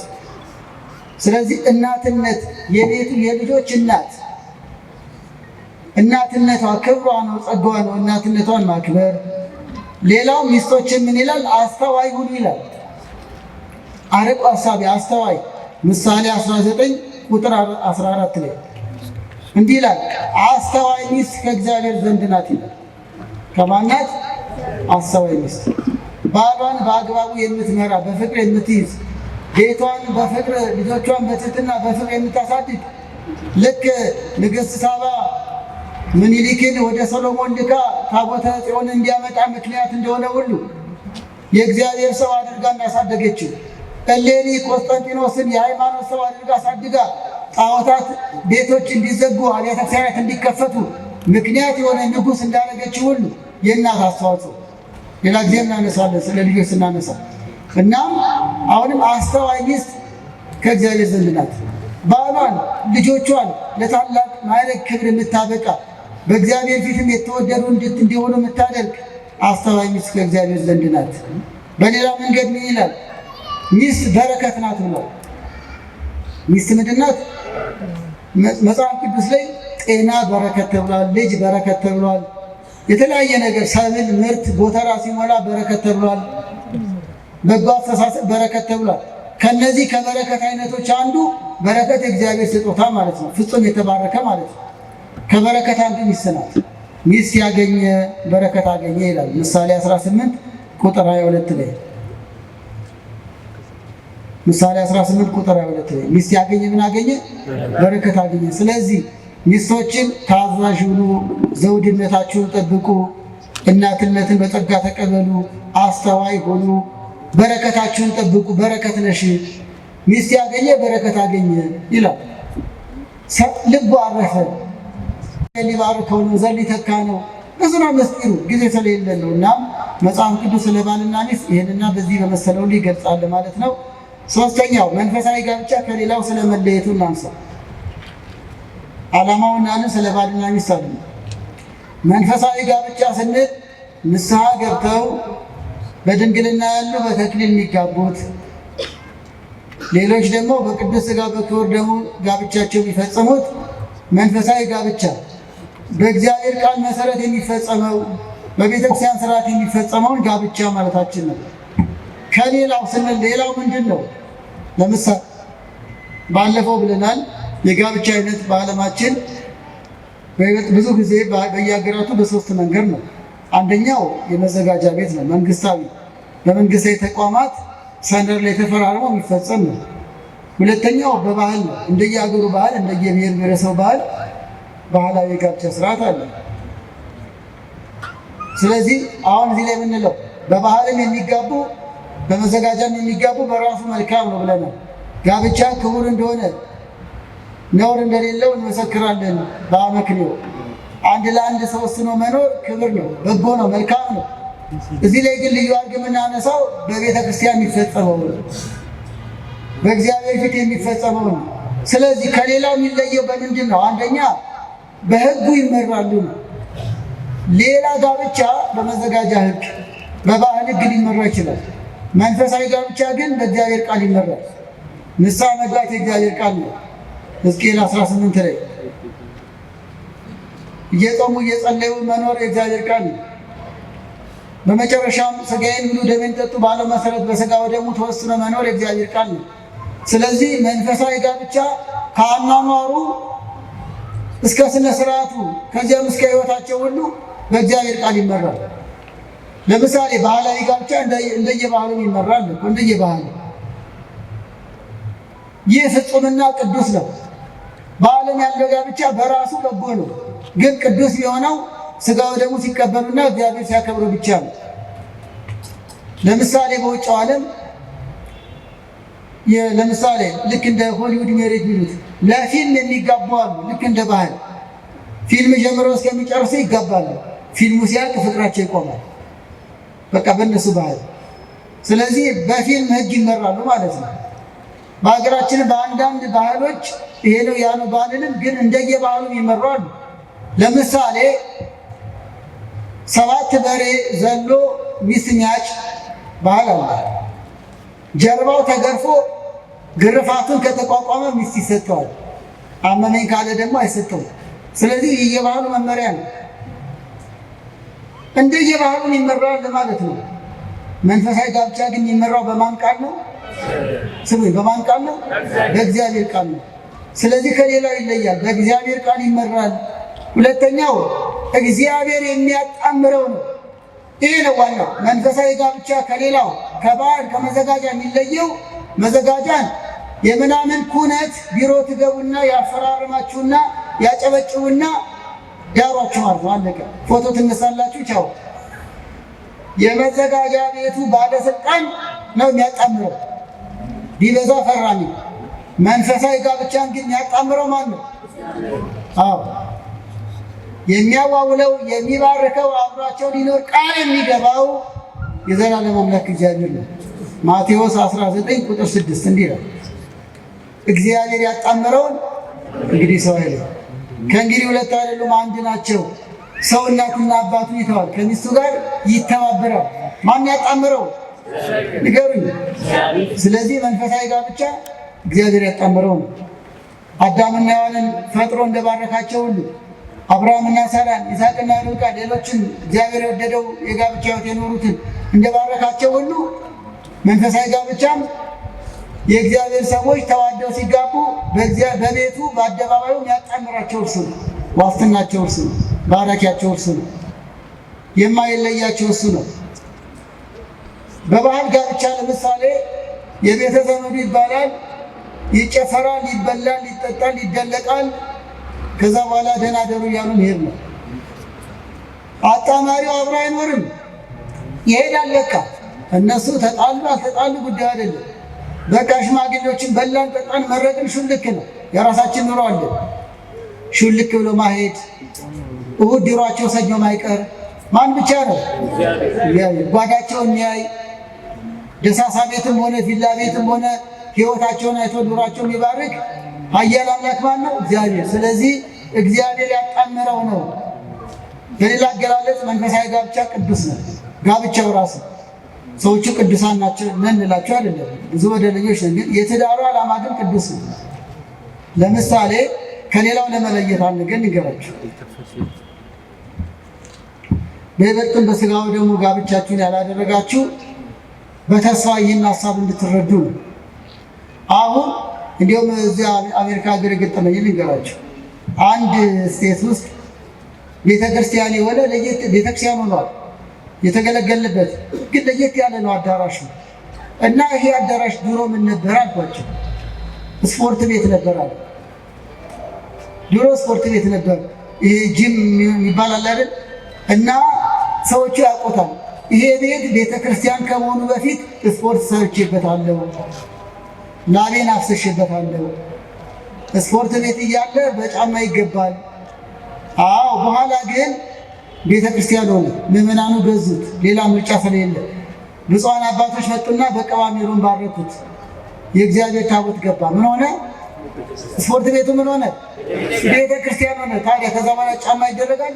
አይደረግም። ከዛ በኋላ ስፖርት ይሰራል? አይሰራም። ይሰገዳል? ከዚያ በኋላ እዛ ውስጥ ምግብ ይበላል? አይበላም። የሚሰጠው ምንድን ነው? የክርስቶስ ስጋና ደም ብቻ። አሁን ምን ለማለት ነው? በቅባ ሜሮን ሳይባረክ በስጋው ደግሞ ሳይፈተትበት በፊት ዝም ብሎ አዳራሽ ነበር። ስጋው ደግሞ ሲፈተት በቅባ ሜሮን ሲከብር ግን ቅድስት ቤተክርስቲያን ተባለ። መቅደስ ሆነ። መቅደስ በምስት ትዳራችሁን መቅደስ አድርጉት እያልኩ ነው። የስፖርት ቤት ብቻ አታርጉት። ስጋው ደግሞ ያልተቀበሉበት እንዲሁ ዝም ብሎ ላብ ብቻ የሚፈስበት ከሆነ አዳራሽ ነው ትዳራችሁ ማለት ነው። ትዳራችሁን አዳራሽ የገበያ ቤት ብቻ አታርጉት። በቅባ ሜሮን ከብራችሁ በንስሐ ከብራችሁ በስጋው ደግሞ ስትወሰኑ ትንሿ ቤተክርስቲያን ትባላለች። ዮሐንስ አፈወርቅ በስጋው ደግሞ የሚኖሩ ቤተሰቦች ትንሿ ቤተክርስቲያን። አንድ ነገር ልላስታውስ። ለምሳሌ ብዙ ጊዜ እናገረዋለሁ። ሰው ሁሉ የማን ፍጥረት ነው? አግዙ። እሺ፣ ሰው ሁሉ ቅዱስ ነው? እኔ አይደለም፣ ግን የእግዚአብሔር ፍጥረት ነው። ሰው ሁሉ የእግዚአብሔር ፍጥረት ነው። ሰው ሁሉ ግን ቅዱስ አይደለም። ቅዱስ ለመሆን መስፈርት አለው አይደል? በቅድስና መኖር፣ በስጋው ደም መኖር፣ እስከ ሞት መጽናት፣ እንደ ቅዱሳኑ በረከታቸው ይደርብን። አሁን ጋብቻ ሁሉ መልካም ነው። ጋብቻን ሁሉ እግዚአብሔር አይጠላም። ጋብቻ ሁሉ ግን ቅዱስ አይደለም። አሁን ገብታችኋል? እሺ፣ በተራራ ለምሳሌ ተራራ ሁሉ ቅዱስ ነው እንዴ? ተራራ ሁሉ ግን የማን ፍጥረት ነው? የእግዚአብሔር። ዝቋላ እንሄዳለን፣ ግሸን ማርያም እንሄዳለን። ለምን? ቅዱሳን ገዳማት አድባራት ስለሆኑ። ዝቋላ ሄደን አፈሩን እንስመዋለን፣ እንታበሰዋለን። ግን የሆነ ዝም ብለን ውጫሌ ተራራ ሄደን አፈሩን እንታበሰዋለን። ውጫሌ አሰላ ነው አይደል? ብዙ የሀገራችን ተራሮች አሉ፣ ደስ ይላል። ተራራ ሁሉ ቅዱስ ነው ወይ? ነው እንዴ? አሁን ብቻ ሀሳቡ ተረዱልኝ። ግን ተራራ ሁሉ የማን ፍጥረት ነው? የእግዚአብሔር ስራ ነው። ትዳር ሁሉ በጎ ነው እያልኳቸው፣ መልካም ነው። ትዳር ሁሉ ግን ቅዱስ አይደለም። ስለዚህ ቅዱስ የሚባለው ገዳማት አድባራት እንደሆኑ ሁሉ ጋብቻም ቅዱስ እግዚአብሔር የባረከው እግዚአብሔር የሚገኝበት የሚያሰኘው በስጋው ደግሞ ሲከብር ነው። በጣም ብዙ አለ። እዛ ሀገርማ ይገርማቸዋል። ትልቅ የገበያ ማዕከል በቅርቡ ኪዳነ ምሕረት ቤተክርስቲያን ሊሆን ነው። በጣም ትልቅ ገበያ ማዕከል ቨርጂኒያ ውስጥ እንዴት ብርቱ ምዕመናን እንዳለው እግዚአብሔር ያበርታቸው። ወደ 14 ሚሊዮን ብር የገዙት ነው። አሁን አንድ ነገር ልበላቸው። ቤተክርስቲያን ከመሆኑ በፊት ገበያ ነበር። አሁን በቅባ ሜሮን ሲከብር ግን ምንድን ነው? ቤተክርስቲያን ነው። የመንፈሳዊ ገበያ ነው። ይሄ ነው። አዳራሾች፣ ቦታዎች ስጋው ደግሞ ሲፈተትባቸው ቤተ መቅደስ ይሆናሉ። ትዳርም እንዲሁ ነው። ጠጅ እየጠጡ ውስኪ እየጠጡ ብቻ አይደለም የሚባረከው። ጠበል እየጠጡ ስጋው ደግሞ እየተቀበሉ ሲኖሩ ቤቱ ይባረካል። እና መንፈሳዊ ጋብቻ እግዚአብሔር ያጣመረው ነው። ሌላው መንፈሳዊ ጋብቻ እግዚአብሔር የሚገኝበት ነው። ይሄንን ሀሳብ ለማጽናት ነው። እግዚአብሔር የሚገኝበት ነው። ቃል ገብቷላ። የማያደርገውን አይናገርም፣ የተናገረውን ያስቀርም። ክብር ይግባውና ለምን ይመስላችኋል? መንፈሳዊ ባለትዳሮች ጋብቻቸውን የሚያጽኑት በምንድን ነው? በቅዱስ ስጋውና በክቡር ደሙ። ቅዱስ ስጋውና ክቡር ደሙ የተቀበለ ደግሞ ከእርሱ ጋር ማን ይኖራል? እግዚአብሔር ነው። በዛ ሕይወት እግዚአብሔር አለ። እኖራለሁ አለ ዮሐንስ 6 ቁጥር 53 እኖራለሁ አለ እኮ። ክብር ይግባውና ከእኔ ጋር ይኖራል አለ የቆረበው። ስለዚህ በትክክል መንፈሳዊ ጋብቻ እግዚአብሔር የሚገኝበት ነው። ሽማግሌ የሚድር የጨፈረው ገንዘብ የሰጠው ሁሉ ሰጥቶ ዞር እንደሚል አይደለም። እርሱ በችግራቸው ከነሱ ጋር፣ በደስታቸው ከነሱ ጋር፣ በሕመማቸው ከነሱ ጋር። ዛሬ በቤታችን ነች። እርሷን የሚያነሳ አንድ ነገር ላስታውሳችሁ። ክብር ይግባት። እስቲ በድጋሚ አመስግነዋል። ትዳራችንን ድንግል ማርያም ትባርክልን። ለስም አጠራሯ ክብር ይግባት። ይኸውላችሁ በዮሐንስ ወንጌል ምዕራፍ 2 በጣም የምትወዱትና ሁሉ የሚጠቀስልን ጥቅስ ቃና ዘገሊላ አስታወሳችሁ? አዎ፣ የቃናዋ እመቤት ቃና ዘገሊላ ሰርግ ቤት አለ። ስለ ጋብቻ ያለ ትምህርቱ እሷንማ እሷ የሌለችበት እንዴት ይሆናል? እናም ይኸውላችሁ ዶኪማስ ብልህ ነው። እመቤታችንን ጠርቷል። እርሷ ደግሞ ልጇ ፈጣሪ መድኃኒዓለም ክርስቶስ ልጇን ይዛ ሄዳለች። ልጇ ደግሞ መምህር ነው። ደቀ መዛሙርቱን ይዞ ተገኝቷል። በሰርጉ ቤት የተጠራው ክርስቶስ ተገኝቷል። የተጠራችው እናቱ ተገኝታለች። መንፈሳዊ ትዳር ማለት እግዚአብሔር የተጠራበት ነው። በስጋው ደሙ ከእርሷ የነሳውን ስጋና ደም ነውና ድንግል ማርያም በበረከት አለች ማለት ነው። እግዚአብሔር በእነሱ ቃል ኪዳን ነውና የሚመራ ቅዱሳን ሐዋርያት፣ ጻድቃን፣ ሰማዕታት በረከታቸው አለ ማለት ነው። በክርስቲያን ቤት አዎ አለ። ወልደ ማርያም ወልደ ተክለ ሃይማኖት ተብሎ የተሰየመ ነው። በቅዱሳን መታሰቢያ ነውና። እናም ወገኖቼ በዶኪማስ ቤት ጌታችን ተገኘ፣ ድንግል ማርያም ተገኘች። ከዚያስ በልተው ጠጥተው ለመሄድ አይደለም። ክብር ይግባውና የጓዳቸውን ችግር ለመፍታት ነው። የምታውቁት ታሪክ ነው። የወይን ጠጅ አለቀ። የጓዳን ችግር የምታውቅ ድንግል ማርያም ልጄ ወይን እኮ የላችሁም አለች። ጊዜው ሲደርስ ይሁዳ ከወጣበት ሲገባ ያው ምስጢሩ በየጊዜው የምትማሩት ነው። ስለ ያላቆያችሁም እመቤታችን የሚላችሁን አድርጉ አለች። ልጇና እርሷ ተግባብተዋልና የምስጢር መዝገቡ ናትና ጊዜው ሲደርስ ውሃው ሙሉ አላቸው። ውሃው ወደ ወይን ጠጅ ተለወጠ። የጓዳቸው ችግር ተወገደ። ደስታቸው ቀጠለ። እግዚአብሔር የተመሰገነ ይሁን። እዚህ ጋር ለምን አነሳሁት? በመንፈሳዊ ጋብቻ መድኃኒዓለም ክርስቶስ አለ። ለምን? ስጋና ደሙ ተቀብለዋልና። ድንግል ማርያም አለች። ከእርሷ የነሳውን ስጋና ደሙ የተቀበሉት። ዘወትር ውዳሴ ማርያም ይደገምበታልና፣ ዘወትር ሰላም ለኪ ይባላልና፣ በስዕለ ማርያም በቅዱሳን ስዕላት ቤቱ ያሸበረቀ መማፀኛ ነውና ያ ቤት። ስለዚህ እንደ ዶኪማስ ቤት ችግር የሚወገድበት፣ ሰላም ቢያጡ ሰላም ይሰጣቸዋል፣ ፍቅር ቢያጡ ፍቅር ይሰጣቸዋል። ያለቀውን የሚሰጥበት፣ የጎደለው የሚሞላበት፣ ዋናውን ባለቤቱ ያለበት ነው እና መንፈሳዊ ጋብቻ መድኃኒዓለም ክርስቶስ የሚገኝበት ነው። ድንግል ማርያም በረድኤት የምትገኝበት ነው። በረከቷ ይደርብን።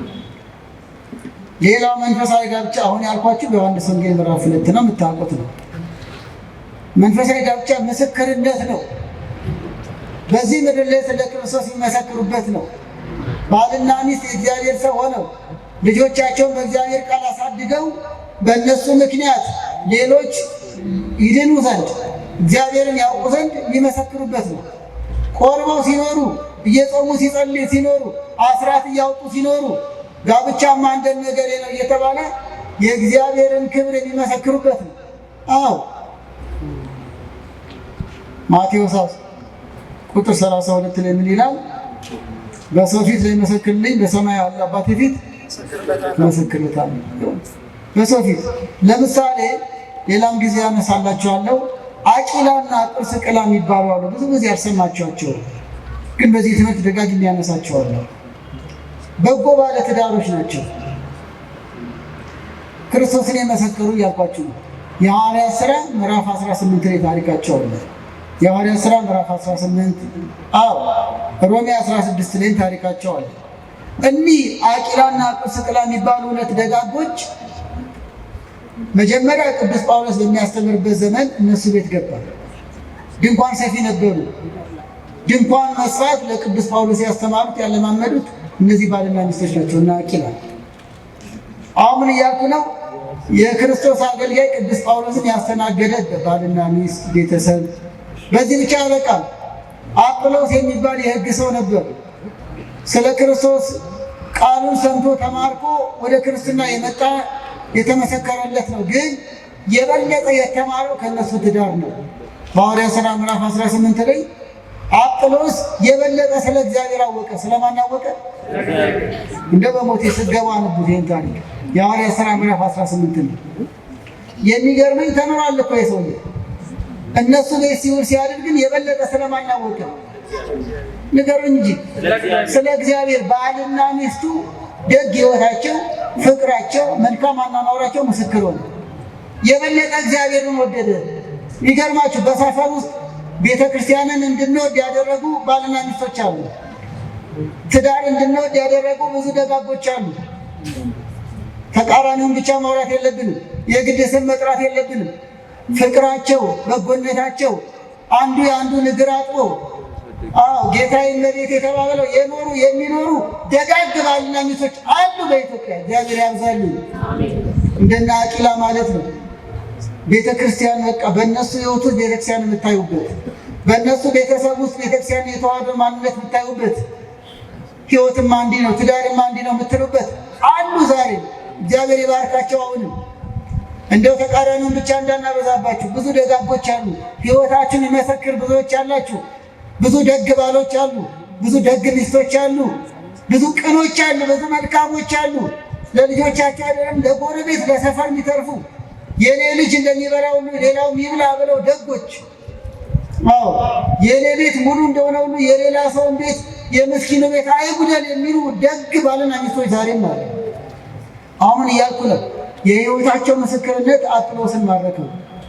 ዛሬም ትዳራቸው ቢማርክ ትዳር እንዲህ ነው፣ ትዳር እንዳጎቴ፣ ትዳር እንዳያቴ፣ ትዳር እንዳባዬ የሚያስብሉ ትዳር እንደነ ወይዘሮ ገሌ የሚያስብሉ በሥጋው ደግሞ ተወስኖ መኖር፣ ለቤተክርስቲያን መቆርቆር፣ አስራት ማውጣት፣ ሀብት ንብረትን ለእግዚአብሔር ቤት መስጠት፣ በሀብታቸው ማይኩራሩ፣ በስልጣናቸው ማይኩራሩ፣ ራሳቸውን ዝቅ አድርገው ትዳራቸውን አክብረው የሚኖሩ የማያመሹ የማይሰክሩ ሚስቱን የሚወድ ባሏን የምታከብር በጣም ደጋግ ትዳሮች አሉ። እግዚአብሔር የተመሰገነው። እስቲ ለእንዲህ ያሉት አጨብጭቡላቸው፣ እግዚአብሔርን አመስግኑላቸው። አዎ እናም እነሱ ማለት እንደነ አቂላ ናቸው። ቅዱስ ጳውሎስ እንደዚህ አይነቶቹ ምን አለ? በቤታቸው ያለች ቤተክርስቲያን አለ። የእናንተ ትዳር ማለት ቤተክርስቲያን ነች አለ ሮሜ 16 ላይ። ቤተክርስቲያን ዮሐንስ አፈወርቅ ከዚህ ይዞ ነው የክርስቲያንን ትዳር ትንሿ ቤተክርስቲያን ነች። በታላቋ ቤተክርስቲያን ሥጋው ደግሞ እንደሚፈተት በትንሿ ቤተክርስቲያንን ቆራኞች የሚኖሩበት ነው። በታላቋ ቤተክርስቲያን በዋና ቅዱሳን እንደሚዘከሩ በትንሿ ቤተክርስቲያን ቅዱሳን የሚዘከሩበት ካህናት የሚባርኩት የተቀደሰ ቤት ነው እያለ ነጻጽረው። የዚህ ሁሉ መሰረቱ ግን አቂላ ናቸው እና ቆርኔሌዎስ ናቸው። ቆርኔሌዎስ የተወደደ ትዳር የነበረው ነው። የሐዋርያት ሥራ ምዕራፍ 10 ላይ መጽዋች፣ ደግ፣ እንግዳ ተቀባይ። ስለዚህም የእግዚአብሔር ወዳጆች ተባሉ። ተቃራኒዎች እኮ አሉ። ለምሳሌ ፍቅር፣ እውነት፣ ግልጽነት የሌለበት ትዳር እንደና ሐናንያና ሰጲራ። ሐናንያና ሰጲራ የራሳቸው ውሸት አልበቃ ብሏቸው መንፈስ ቅዱስን አታለሉ። የሐዋርያት ሥራ ምዕራፍ 5 ላይ የራሳቸው ችግር ሳይበቃቸው ሀገር የሚያታልሉ አሉ። ባልና ሚስት ተማክረው ሴራ የሚሰሩ አሉ። የተበላሸ መድኃኒት የሚሸጡ አሉ። በርበሬና ሸክላ ቀላቅለው እነሱ ተስማምተው ባልና ሚስቱ ለሕዝቡ የሚሸጡ አሉ። ሙዝና ቅቤ ቀላቅለው ባልና ሚስት ተማክረው ለገንዘብ ብለው ለሰው መርዝ የሚሸጡ አሉ። መንፈስ ቅዱስን ያታለሉት እነዚህ ውሸታም ባልና ሚስቶች ሐናንያና ሰጲራ መጨረሻ ላይ ተቀሰፉ። እግዚአብሔር ከመከራ ይጠብቀን። እግዚአብሔር አይወድም። በተቃራኒው ቆርኔሌዎስ ግን መጽዋች፣ ደግ፣ እግዚአብሔር የሚፈራ ሰው የሚያከብር ነውና የእግዚአብሔር ቤተሰብ ተባለ። የእግዚአብሔር ወዳጅ ቤተሰብ የሐዋርያት ሥራ ምዕራፍ 10። ስለዚህ ወገኖቼ ምስክርነት ነው ስንል ቤተሰቡ ይመሰክራል ማለት ነው።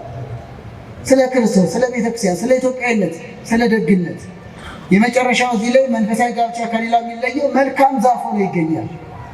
መልካም ዛፍ ሆኖ መልካም ፍሬ ያፈራል። መልካም ዛፍ መልካም ፍሬ ያፈራል። አብርሃም እና ሳራ መልካም ሆነው ይስሐቅን አፈሩ። ይስሐቅና ርብቃና ይስሐቅ መልካም ሆነው ያዕቆብን ነገደ እስራኤልን ያቋቋመ በኋላም ጌታ ከእሱ ዘር እንዲገኝ የፈቀደ ወለዱ። ዘካርያስና ኤልሳቤጥ መልካም ዛፍ ሆነው ዮሐንስን ወለዱ። ስምዖንና ኤቅሌስያ መልካም ሆነው አቡነ ገብረ መንፈስ ቅዱስን አስገኙ። በረከታቸው ይደርብን። እናም መልካም ዛፍ ሆነው የሚያስመሰክሩ እግዚአብሔር የሚወዳቸው የተቀደሰ ትውልድ የሚተኩ ይሆናሉ ነው። ወደ መጨረሻው እንሂድ። የመንፈሳዊ ጋብቻ ስርዓት። የጋብቻ ዓላማ ስለ ባልና ሚስት የጋብቻ መንፈሳዊ ጋብቻ ከሌላው ስለመለየቱ ይህን አበቃ። የመንፈሳዊ ጋብቻ ስርዓት በሁለት መልኩ ይከናወናል። አንደኛው በተክሊል ነው። ሁለተኛው በማስባን ስርዓት ነው። ተክሊል ማለት ሽልማት፣ ክብር፣ ስጦታ ማለት ነው። ተክሊል ድንግልናቸው ለጠበቁ የሚሰጥ ሽልማት ነው። ለጠበቁት ድንግልና ሽልማት ነው፣ የክብር መገለጫ ነው። በመጽሐፍ ቅዱስም ድንግልና ጠብቀው እንዲጋቡ ነው እግዚአብሔር የፈቀደው። አስቀድሞ እንዲህ ይላል፣ በድንግልናዋ ያግባ፣ ማንም ሊያገባ ሲወድ በድንግልናዋ ያግባ ይላል። ዘሌዋውያን 21 ቁጥር 13 ላይ። ለዚህ ነው ታቀቡ፣ ክብራችሁን ጠብቁ፣ በድንግልና ሆናችሁ ጋብቻ መስርቱ ምትለው ቤተክርስቲያን መጽሐፍ ቅዱስ ይንዛል። እንዲህ ይላል ቅዱስ ጳውሎስ። የቅድሞ ዘሌዋውያን 21። አሁን ደግሞ የምጠቅሰው አንደኛ ቆሮንቶስ ምዕራፍ 7 ቁጥር 34 ደናግላን በስጋም በነፍስም እንዲቀደሱ የጌታን ነገር ያስባሉ ይላል። እነማን? ደናግላን። ዝሙት አያውቁም፣ መዳራት አያውቁም። ስለዚህ በስጋ ድንግላቸውን በመጠበቃቸው እንዲቀደሱ እንዲከብሩ የጌታን ነገር ያስባሉ። ስለ ጋብቻ ሲያስቡ ስለ ዝሙት አያስቡ። እንዳራ አንተኛ ብለው አይቸኩሉም።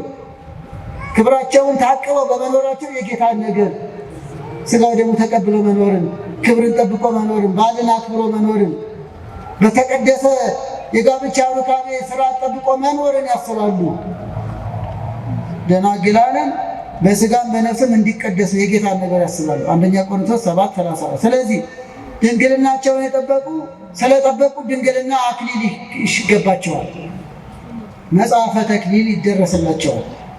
ያ የሚቀዳጁት አክሊል የምን ምልክት ነው? ስለጠበቁ ድንግልና። ዝሙትን ድል ነስቶ ድንግልናን ጠብቆ ለጋብቻ መብቃት ሰማዕትነት ነው፣ ድል መንሳት ነው። እንዲህ ይላል፣ የክብር አክሊል ትቀበላላችሁ። አንደኛ ጴጥሮስ ምዕራፍ 5:4። ይህን ነው ድንግልናችሁን ጠብቁና በተክሊል ተጋቡ። ምን ነው ቤተክርስቲያን የምትለው? የክብር አክሊል ትቀበላላችሁ። አንደኛ ጴጥሮስ ምዕራፍ 5:4 እንዲህ ይላል። በሌላ ድል የነሳ አክሊል ይገባዋል ይላል። ለሰማዕታት ነው። እንዲሁም ደግሞ ለደናግል አለ። በዚህ ርዕስ ምን የነሳ? ድል የነሳ። ምንን ድል የነሱ? ዝሙትን። ውበታቸው ለዝሙት ምክንያት ሳይሆናቸው፣ ገንዘባቸው ለዝሙት ምክንያት ሳይሆናቸው መሆን እየቻሉ ግን ሁሉ ተፈቅዶልኛል፣ ሁሉ አይጠቅመኝም ብለው ጀግና ይኖሩ ብዙ ሴቶች አሉ፣ ብዙ ወንዶች አሉ። አሁን አንዳንዶች እንደ አዲስ አበባ ደናግላን አሉ እንዴ? አሉ። ይኸው በተክሊል እየዳርን እኮ ነው። በደንብ አሉ እንጂ ንገሩ እንዳትሉ ወንዶች አሉ። ራሳችሁን ጠብቁ፣ እግዚአብሔር ይሰጣቸዋል። በደንብ አሉ እንዴ። ያን ባቅሜ 300 ገደማ ንስሐ ልጆች አሉ። ብዙዎቹ በተክሊል የተዳሩት እግዚአብሔር ይመስገን። በቃ ከአይነት ያውቃሉ፣ ከኔ በላይ ምስክር ናቸው።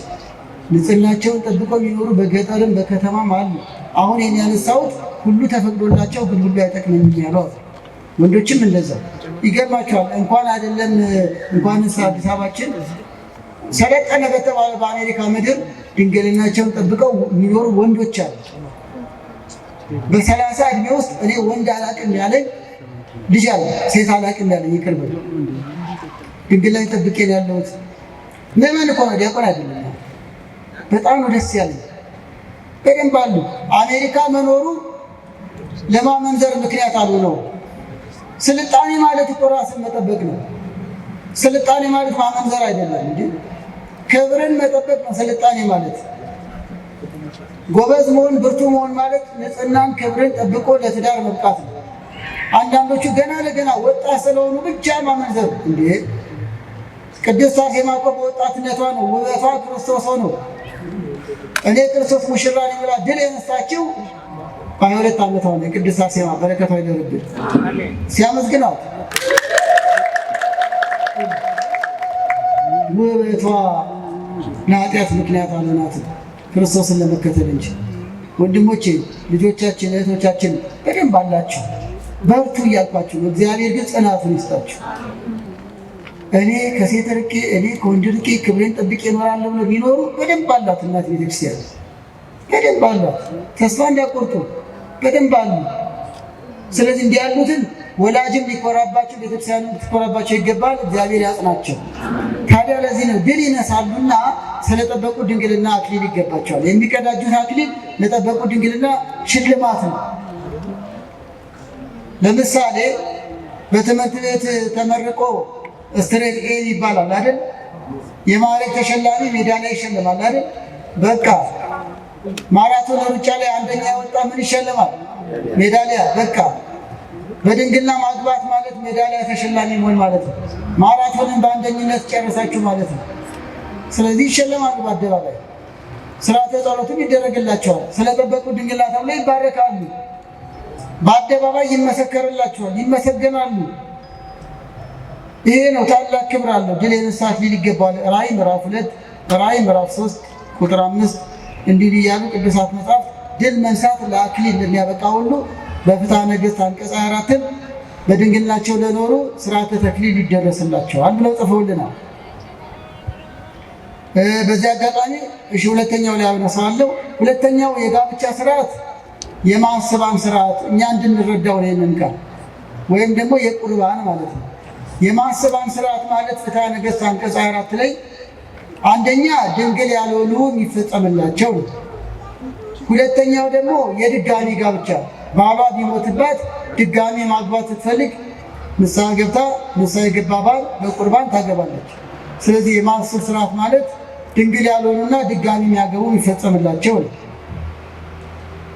ድንግል ያልሆኑ ይልቅም ከጋብቻ በፊት በመውደቅ በማመንዘር አውቀውም ሆነ ሳያውቁ በመሳት ድንግል ያልሆኑ በማሰባን ስርዓት ይፈጸምላቸዋል።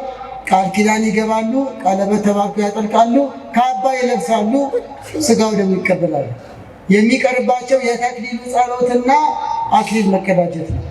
የአክሊሉ ምልክት የድንግልና ምልክት ስለሆነ ይህም ታላቅ ነገር ነው። በንስሐ የልቦና ድንግልና ትመለሳለች። የስጋ ድንግልና ባይመለስ ንስሐ ዘማዩን ድንግል ታደርጋለች ይላል አረጋዊ መንፈሳዊ። ይህም ደግሞ የልቦና ድንግልና ነው።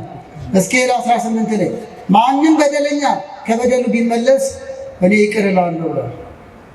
እግዚአብሔር ይቅር ባይ ነው። በባለፈው ቅዱስ ወንጌል ማቴዎስ 12 ላይ ምሕረትን እወዳለሁ ይላል። እግዚአብሔር መሐሪ ነው። እኔ አመንዝሬአለሁ፣ ወድቄአለሁ፣ ተሳስቻለሁ ብሎ ወደ አባቱ ንስሐ የገባ ሁሉ እግዚአብሔር ይፍታ ይሉታል። በንስሐ ይቀደሳል። ከዚያ በኋላ እኔ ለዚህ ክብር አልገባም ብሎ እግዚአብሔርን በመፍራት ሴቲቱም ወንዱ እግዚአብሔርን በመፍራት ክብር ያገኛሉ። እንዲህ ይላል፣ መፈራት ለሚገባው መፈራትን ስጡ።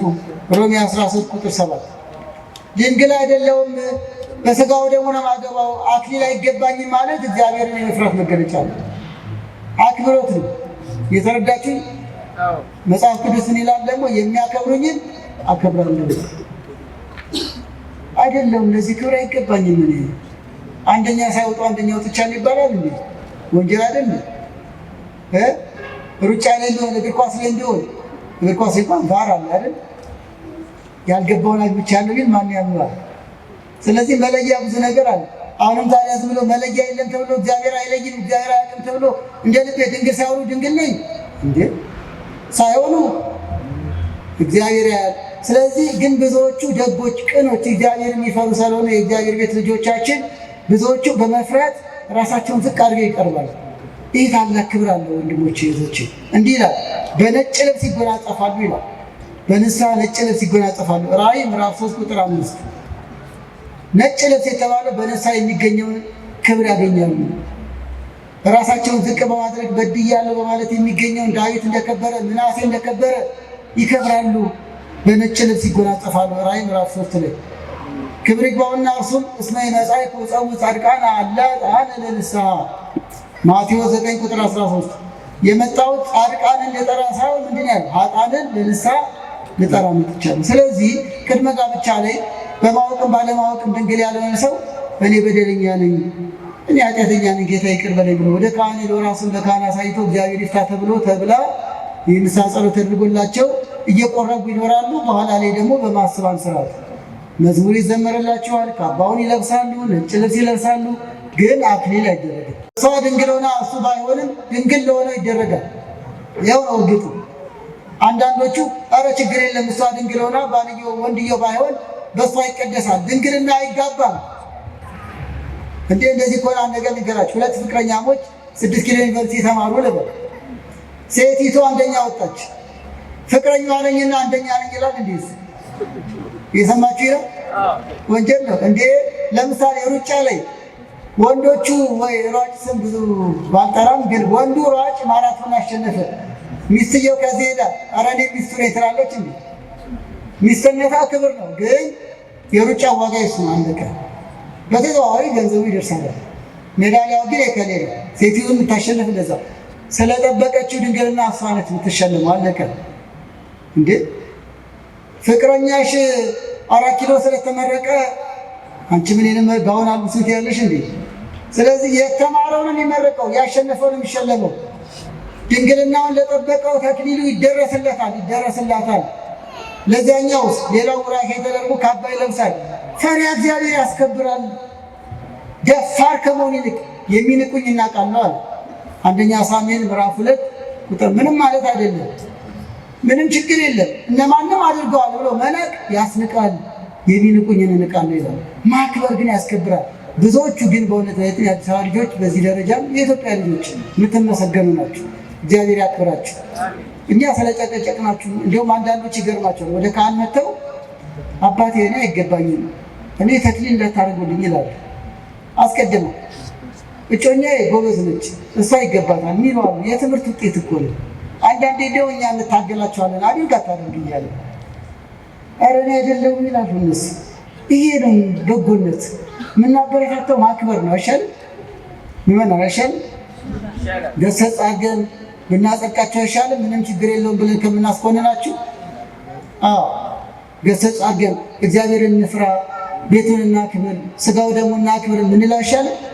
አይሻልም? ምንም ማለት አይደለም። እንደፈለጋችሁን ይባላል እንዴ?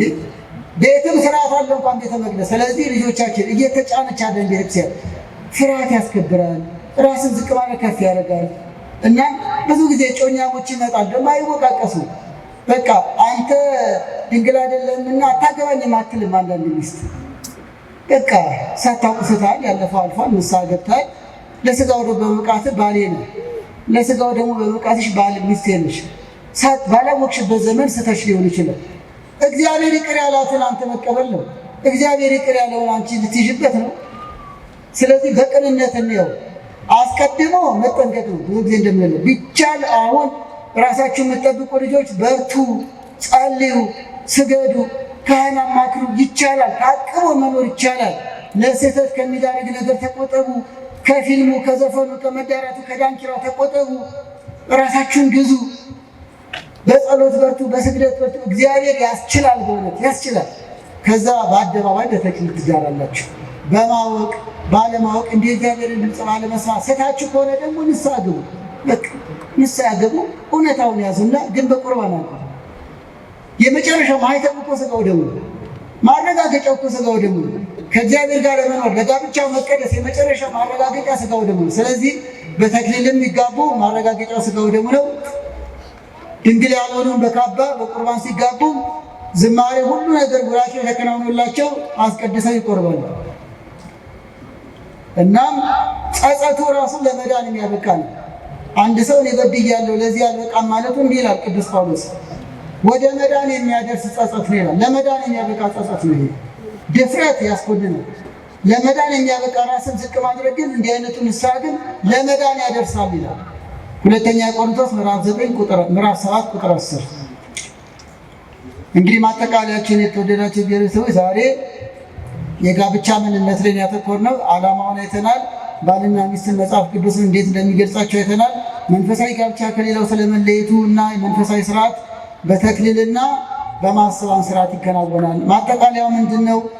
መንፈሳዊ ጋብቻን እናበረታታ ነው። በይበልጥ ወላጆች ከወላጆች ጀምሮ ልጆቻችን ክብራቸውን ጠብቀው እድሜያቸው ሲደርስ አባት ይዘው ሰንበት ትምህርት ቤት ተምረው በመንፈሳዊ ማህበራት ተሳትፈው አግዘናቸው ልክ ለዘመናዊ ትምህርት እንደምናግዝ ሁሉ ቃል እግዚአብሔር እየተማሩ አድገው በአደባባይ በተክሊል እንዲጋቡ ይህንን እንደግፍ፣ ይህንን አበረታታ። አንዳንድ ወላጅ ልጅ በቁርባን ነው አገባው ይላል፣ ወላጅ ደግሞ ሌላ ሀገር ቁረቡ ይላል። ለልጆቻቸው የተክሊል ጋብቻ እንቅፋት የሆኑ ወላጆች አሉ። እንዴ ልጅ እንቁረብ ሲል አይደለም ዲጄ ካልዘፈነ የቤተ ዘመዱ ካልተባለማ እንዴት ተደርጎ ይላል። ልጆች እንቁረብ ይዘመር፣ ወላጅ ይዘፈን፣ ተቃራኒ ይሆናል። አንዳንዴ ባለማወቅ ነው፣ ልንፈርድ አይደለም፣ ባለማወቅ ነው። እንዲህ ያለ ሲገጥም ታገሱ፣ በመምህራን እንዲመከሩ አድርጉ። ያቅማችን አትጣሉ፣ ከወላጅ እንዳትጣሉ ተስማሙ፣ በፍቅር ያዟቸው። ግን ወላጆች ሆንን ግን አስበት ልጆች እንጽደቅ ሲሉ እኛ ዘፈኑ እንዴት ይሆናል? የበለጠ መኩራራት ሲገባል ልጄ በተክሊል ልታገባ ነው፣ ልጄ በቁርባን ሊያገባ ነው ብለን መኩራት ሲገባል የሚያዋርደው ጫት ቃሚ ሲሆን ሰካራም ስትሆን ነው እንጂ የሚያዋርደው ጠበል ጠጪና ቆራቢ ልጅ አግኝተን እግዚአብሔር ይመስገን ማለት ሲገባል። ስለዚህ ማደፋፈር ማበረታታት ያለብን እንዲሁም መንፈሳዊ ጋብቻ ነው። አንድ ተረት ልንገራችሁ ማጠቃለያ። አንዱ ሚስት ሊያጭ ሄደ። ቀን ተነጋግረዋል፣ ሊጠልፍ ነው እንጂ ማታ በመስኮት እመጣለሁ፣ መስኮቱን ገርበብ አድርጊው፣ አባትሽም እንዳይሰማ ማንም ሰው እንዳይሰማ ተባብለዋል። አጅሪት ለመጣለፍ ተዘጋጅታ መስኮቱን ገርበብ አድርጋ ትጠብቃለች። ማንን? ቀላፊው ነው እንጂ ታውቁታላችሁ። እሺ። እና ይገርማቸዋል። አሁን ልክ መስኮቷ ጋር ምን አገኘ? መሰላል አገኘ። እንዲሁም ከፍ ብሎ የሚወጣበት አሰናብታ የተኛቸው አጅሪት በመሰላል ከፍ ከፍ ከፍ እያለ ወጣና መስኮቷን ተዘጋጅ አላት። አሁን በጣም የሚገርማችሁ አባትሽ እንዳይሰማ ይላል። መጀመሪያ። እሷም ደግሞ አባቴ ሰማ ማለት እዚህ ቆራረጠን ማለት ነው፣ ጉድ ፈላ ትላለች። አደራን በኋላ ላይ በመሀል ዞር ሲል የታች የሆነ ሰው ቆሟል። በኋላ ምን አላት? አታስቢ አታስቢ፣ አባትሽ መሰላሉን ደግፈውልኛል። አባትየው እንኳን ሊቆራረጧቸው ምን ደጋፊ ሆነዋል? መሰላል ደጋፊ ሆናቸው። የዘፈን ጋብቻ ደጋፊ ብዛት ነው። የቁርባን የቤተክርስቲያን የተክሊል ጋብቻን ተቃራኒ የሚሆነው ግን አለ። ለሰው ጸሩ ሰባ ቤት ይላል አንዳንዴ። ለሰው የገዛ ቤተሰቦቹ ጠላት ይሆኑታል። እግዚአብሔር ይጠብቃችሁ። እንዲህ ስለሆነ ግን ከእናት ከአባት ተጣሉ እያለን አይደለም፣ በጥበብ ነው። ካህን ይዛችሁ ሽማግሌ ይዛችሁ በማማከር እንጂ የራስሽ ጉዳይ አይባልም። በክርስትና አስማሙ አግባቡ ባይረዱ ነው ወይ አሁን የመጣ መስሏቸው ነው። በነገራችን ላይ የተክሊል ጋብቻ የቁርባን ጋብቻ አሁን የመጣ ይመስላቸው አንዳንድ ምስኪኖች አሉ። ቁርባን አሁን ነው እንደ የመጣው እንዴ? 2017 ዓመት ይኸው 18 ዓመት በሀገራችን ለምሳሌ እኔ አንድ አውደ ርዕይ ተካፍያለሁ። የዛሬ ዓመት መጋቢያ ያውቁታል ሩፋኤል ቤተክርስቲያን እኔም ቤተሰቡን አውቃለሁ። በ1902 ዓመተ ምህረት የተክሊል ጋብቻ ተደርጓል። አሰባችሁት? በ1902 ማነው ተክሊል ጋብቻ የዳረው? ብላቴን ጌታሪ የሚባሉ ታላቁ ሊቅ፣ የኢትዮጵያ የውጭ ጉዳይ ሚኒስቴር የብዙ ነገር ዳኛ፣ ከንቲባ፣ ብዙ ነገር የነበሩ ልጆቻቸውን በተክሊል ድረዋል። በተክሊል በመዝሙር በ1902 ዓመተ ምህረት ፎቶግራፉ በእኛ በሩፋኤል ቤተክርስቲያን አውደ ሰንበት ውስጥ አለ። ቤተሰቡን የሰጠ አንድ ነገር ልላችሁ ነው። አንድ ቤተሰብ ጋር ሄደን ይሄ ተክሊል ምናምን የምትሉት እኮ ማህበረ ቅዱሳን ያመጣው ይሉናል። ሰንበት ተማሪዎች እኮ ናቸው አሁን ያመጣችሁብን፣ እንዲህ የሚባል እኮ በእኛ ዘመን የለም ይላሉ አንዳንድ ሽማግሌዎች። አለ ተክሊልም አለ። ያውም ብላቴን ጌታሪ ማስታወሻቸው ላይ ምን ብለው ጽፈዋል? ልጄ ፈቃደ ሥላሴ ስድረው አዝማሪም አልተገኘም፣ ሊቃውንቱ በማኅሌተ ገንቦና በቅኔ ያደመቁት እንጂ ይላሉ። ገብቷቸዋል ሀሳቡ። በ1902 እኚህ ባለጸጋ ባለስልጣን ብላቴን ጌታሪ ያለ ዘፈን በተክሊል ልጃቸውን ይላሉት፣ ያለ አዝማሪ በቅኔና በመንፈሳዊ አገልግሎት በማኅሌተ ገንቦ እያሉ ገልጸውታል። የምስክር ነኝ። የቤተሰቡ ያኔ አልነበርኩም። የቤተሰቡን ታሪክ ስለማቅረብ በቅርበት ይህን ለምን መሰላችሁ ነው? አሁን የመጣ አይደለም እንዴ? ቀድሞም የነበረ ነው። በነዘር ያዕቆብ ከዚያም በፊት በስጋ ወደሙ ጋብቻቸውን እየፈጸሙ በቅዱስ ጋብቻ እየፈጸሙ ስለመኖራቸው የቀድሞ ዘውድ፣ አክሊል፣ ልብሰ ተክህኖ፣ የነገሥታቱ አልባሳት፣ የሙሽሮች አልባሳት ሁሉ በቤተክርስቲያን ታሪክ ማሳያ ነው። አሁን የመጣ አይደለም።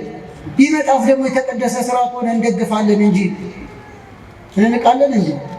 እናም በዝማሬ ማግባት፣ በተክሊል ማግባት፣ በስጋው ደግሞ ተወስኖ መኖር ጌታ መድኃኒዓለም ክርስቶስ በቅዱስ ቃሉ መሰረት ቀድሞ በሐዋርያት ቀኖናም የታዘዘ ነው።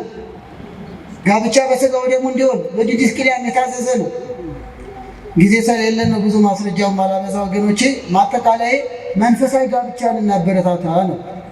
አክብረን እንኖር። በዚያ በጋብቻ ላይ የምንኖር ደግሞ ንስሐ እየገባን በአጽዋማት ንስሐ እየገባን መምህረ ንስሐ እያማከረ ስጋው ደግሞ የተቀበልን እንኖር። ባልና ሚስት ለየብቻ ትቁረቡ። ንስሐ አባት እያማከራችሁ አንድ ላይ ቁረቡ። እግዚአብሔር አንድ ያደረገውን ዓለም፣ ገንዘብ፣ ጊዜ ማጣት ሊለዩ አይገባም። አንድ የሚያደርገው የሚባርከው የሚቀድሰው ደግሞ ስጋው ደግሞ። ጋብቻችንን አክብር። በቁርባን ያላገባችሁ ደግሞ በትዳር ላይ የምትገኙ ቅድም እንዳለው አዳራሽ፣ ሱቅ፣ ባዶ ተራራ የነበረውን ትዳር በስጋው ደግሞ አስባርኩት። ቆርባችሁ ኑሩ። በሚገባ ቤተክርስቲያን በሚገባ ካባ ልብሳ እግዚአብሔርን አመስግና ታቆርባቸዋለች። ወልደው ከብደው ንስሐ ገብተው የሚቆርቡ ብዙ ወላጆች አሉ። መታደል ነው። ይሄን እናበረታታለን። ካርድ ላይ ሰጣችሁ ይችላል፣ እናንተም አትፈልጉትም። ሽማግሌ ላይ ፈርምላችሁ ይችላል። ድሮ ተጋብታችኋል፣ እንኳን ተጋባችሁ፣ እንኳን ወለዳችሁ። በመዘጋጃም አግቡ፣ በባህልም አግቡ። እግዚአብሔር ይመስገን። አሁን ቤተክርስቲያን የምትጠራችሁ ግን ንስሐ ገብታችሁ መምህረ ንስሐችሁ ከፊት አድርጋችሁ ጽዮን መከበል። ከዛ እንደ ቆርኔሌዎስ ቤት ይባረካል፣ እንደና አቂላ ቤት ይባረካል። የተቀደሰ ቤት ይሆናል። በስጋው ደግሞ ቤታችሁ ቅድም እንዳለው ስፖርት ቤቱ ሲባረክ ቤተክርስቲያን ሆነ እንዳልኳችሁ ሁሉ አዳራሾች ሲባረኩ ቤተክርስቲያን ሆነ እንደሚባል ሁሉ ቤታችሁን በስጋው ደግሞ አስባርኩ፣ በስጋው ደግሞ ሕይወት ይዛችሁ ግቡ ነው። እግዚአብሔርን የሚፈራ ፈቃዱን የሚያደርግ ያንን እግዚአብሔር ይሰማዋል ይላል። ይሄ ነው በሥጋው ደግሞ የተወሰነ ጋብቻ እንዲህ ይላል፣ እግዚአብሔርን የሚፈራ ይሄ በተክሊልም በማስባንም እንዲሁም ደግሞ በኋላ ላይ ለምትቆርቡም እግዚአብሔርን በመፍራት ቃሉን በማክበር እንዲህ አይነቱን እግዚአብሔር ይሰማዋል። ዮሐንስ 9 ቁጥር 31 እንቁረብ ባሌ ካለች ስማት። ስለ ቁርባን ግን ተማሩ። በዚህ አጋጣሚ በስሜት እንዳትቆርቡ፣ ሌላ ጊዜ እናነሳዋለን። እነ ከሌ ቆርበዋልና እኛም በቁርባን እንጋባ አይባልም። በአዋጅ በማህበር በግሩፕ አይደለም። ይሄ በየግል ሕይወት ነው፣ በመማር ነው፣ ራስን በመመርመር ራስን በማስመርመር ነው። እህቴ በቁርባን ነው እና ያገባችው እኔም ሳምንት ልቁረብ አይባልም። የጊዮን ሆቴል ኢትዮጵያ ሆቴል አይደለም፣ ቤተ ክርስቲያን ነው። ተምረው የሚቆርቡበት ነው ለማለት ነው። እዚያ ሙሉ ልብስ ከለበስክ ትገባለህ። እንደ ሆቴል አይደለም ማለት ነው። ፕሮቶኮል ስለጠበቁ ብቻ ትልቁ ፕሮቶኮል መማር ነው። ምስጢረ ቁርባን ገብቶን፣ ምስጢረ ንስሐ ገብቶን፣ በስሜትም አይሁን በእምነት ይሁን። እሺ እንግዲህ በዚህ መንገድ ጋብቻችን ማክበር፣ ለተከበረ ጋብቻ ምክንያት እንሁን። ልጆቻችን እንዲማሩ ንስሐ አባት እንዲይዙ እናበረታታ። የተጣሉ እናስታርቅ። ያልቆረቡ እንዲቆርቡ እናበረታታ። ተምረው ምስጢሩ ገብቷቸው በሥጋው ደግሞ ትዳር እንዲወሰናል። ይህን ካደረግን ሀገር ትባረካለች። ሀገር የሚባረከው ትውልድ የሚባረከው ትዳር ሲባረክ ነው። ዘዳግም 28 እዚህ ላይ ያበቃለው። በቀጣይ የጋብቻ ፈተናዎች ምንድን ናቸው? አሁን ለመለስ ምንድን ነው የጋብቻ ፈተና? ፈታኝስ ማን ነው? ምንድን ነው ጋብቻ ዝብርቅርቅ የሚያደርገው? ነጥለን እናይና ታዲያ ምን ይሻላል? መፍትሄውስ ግን ከመጽሐፍ ቅዱስ ነው። መፍትሄው ከመጽሐፍ ቅዱስ ነው። የጋብቻ ፈተናዎችና መፍትሄዎቻቸው በሚል በቀጣይ እንደ ማጠቃለያ አድርገን እናያለን። ጥያቄና ሀሳብ ካላችሁ ለመምህራን ስጡ። እዛ ውስጥ አካተን ከቻለን በቀጣይ እናጠቃልላለን። ስለነበረን ሰዓት አምላካችን እግዚአብሔር የተመሰገነ ይሁን። ይቆየን።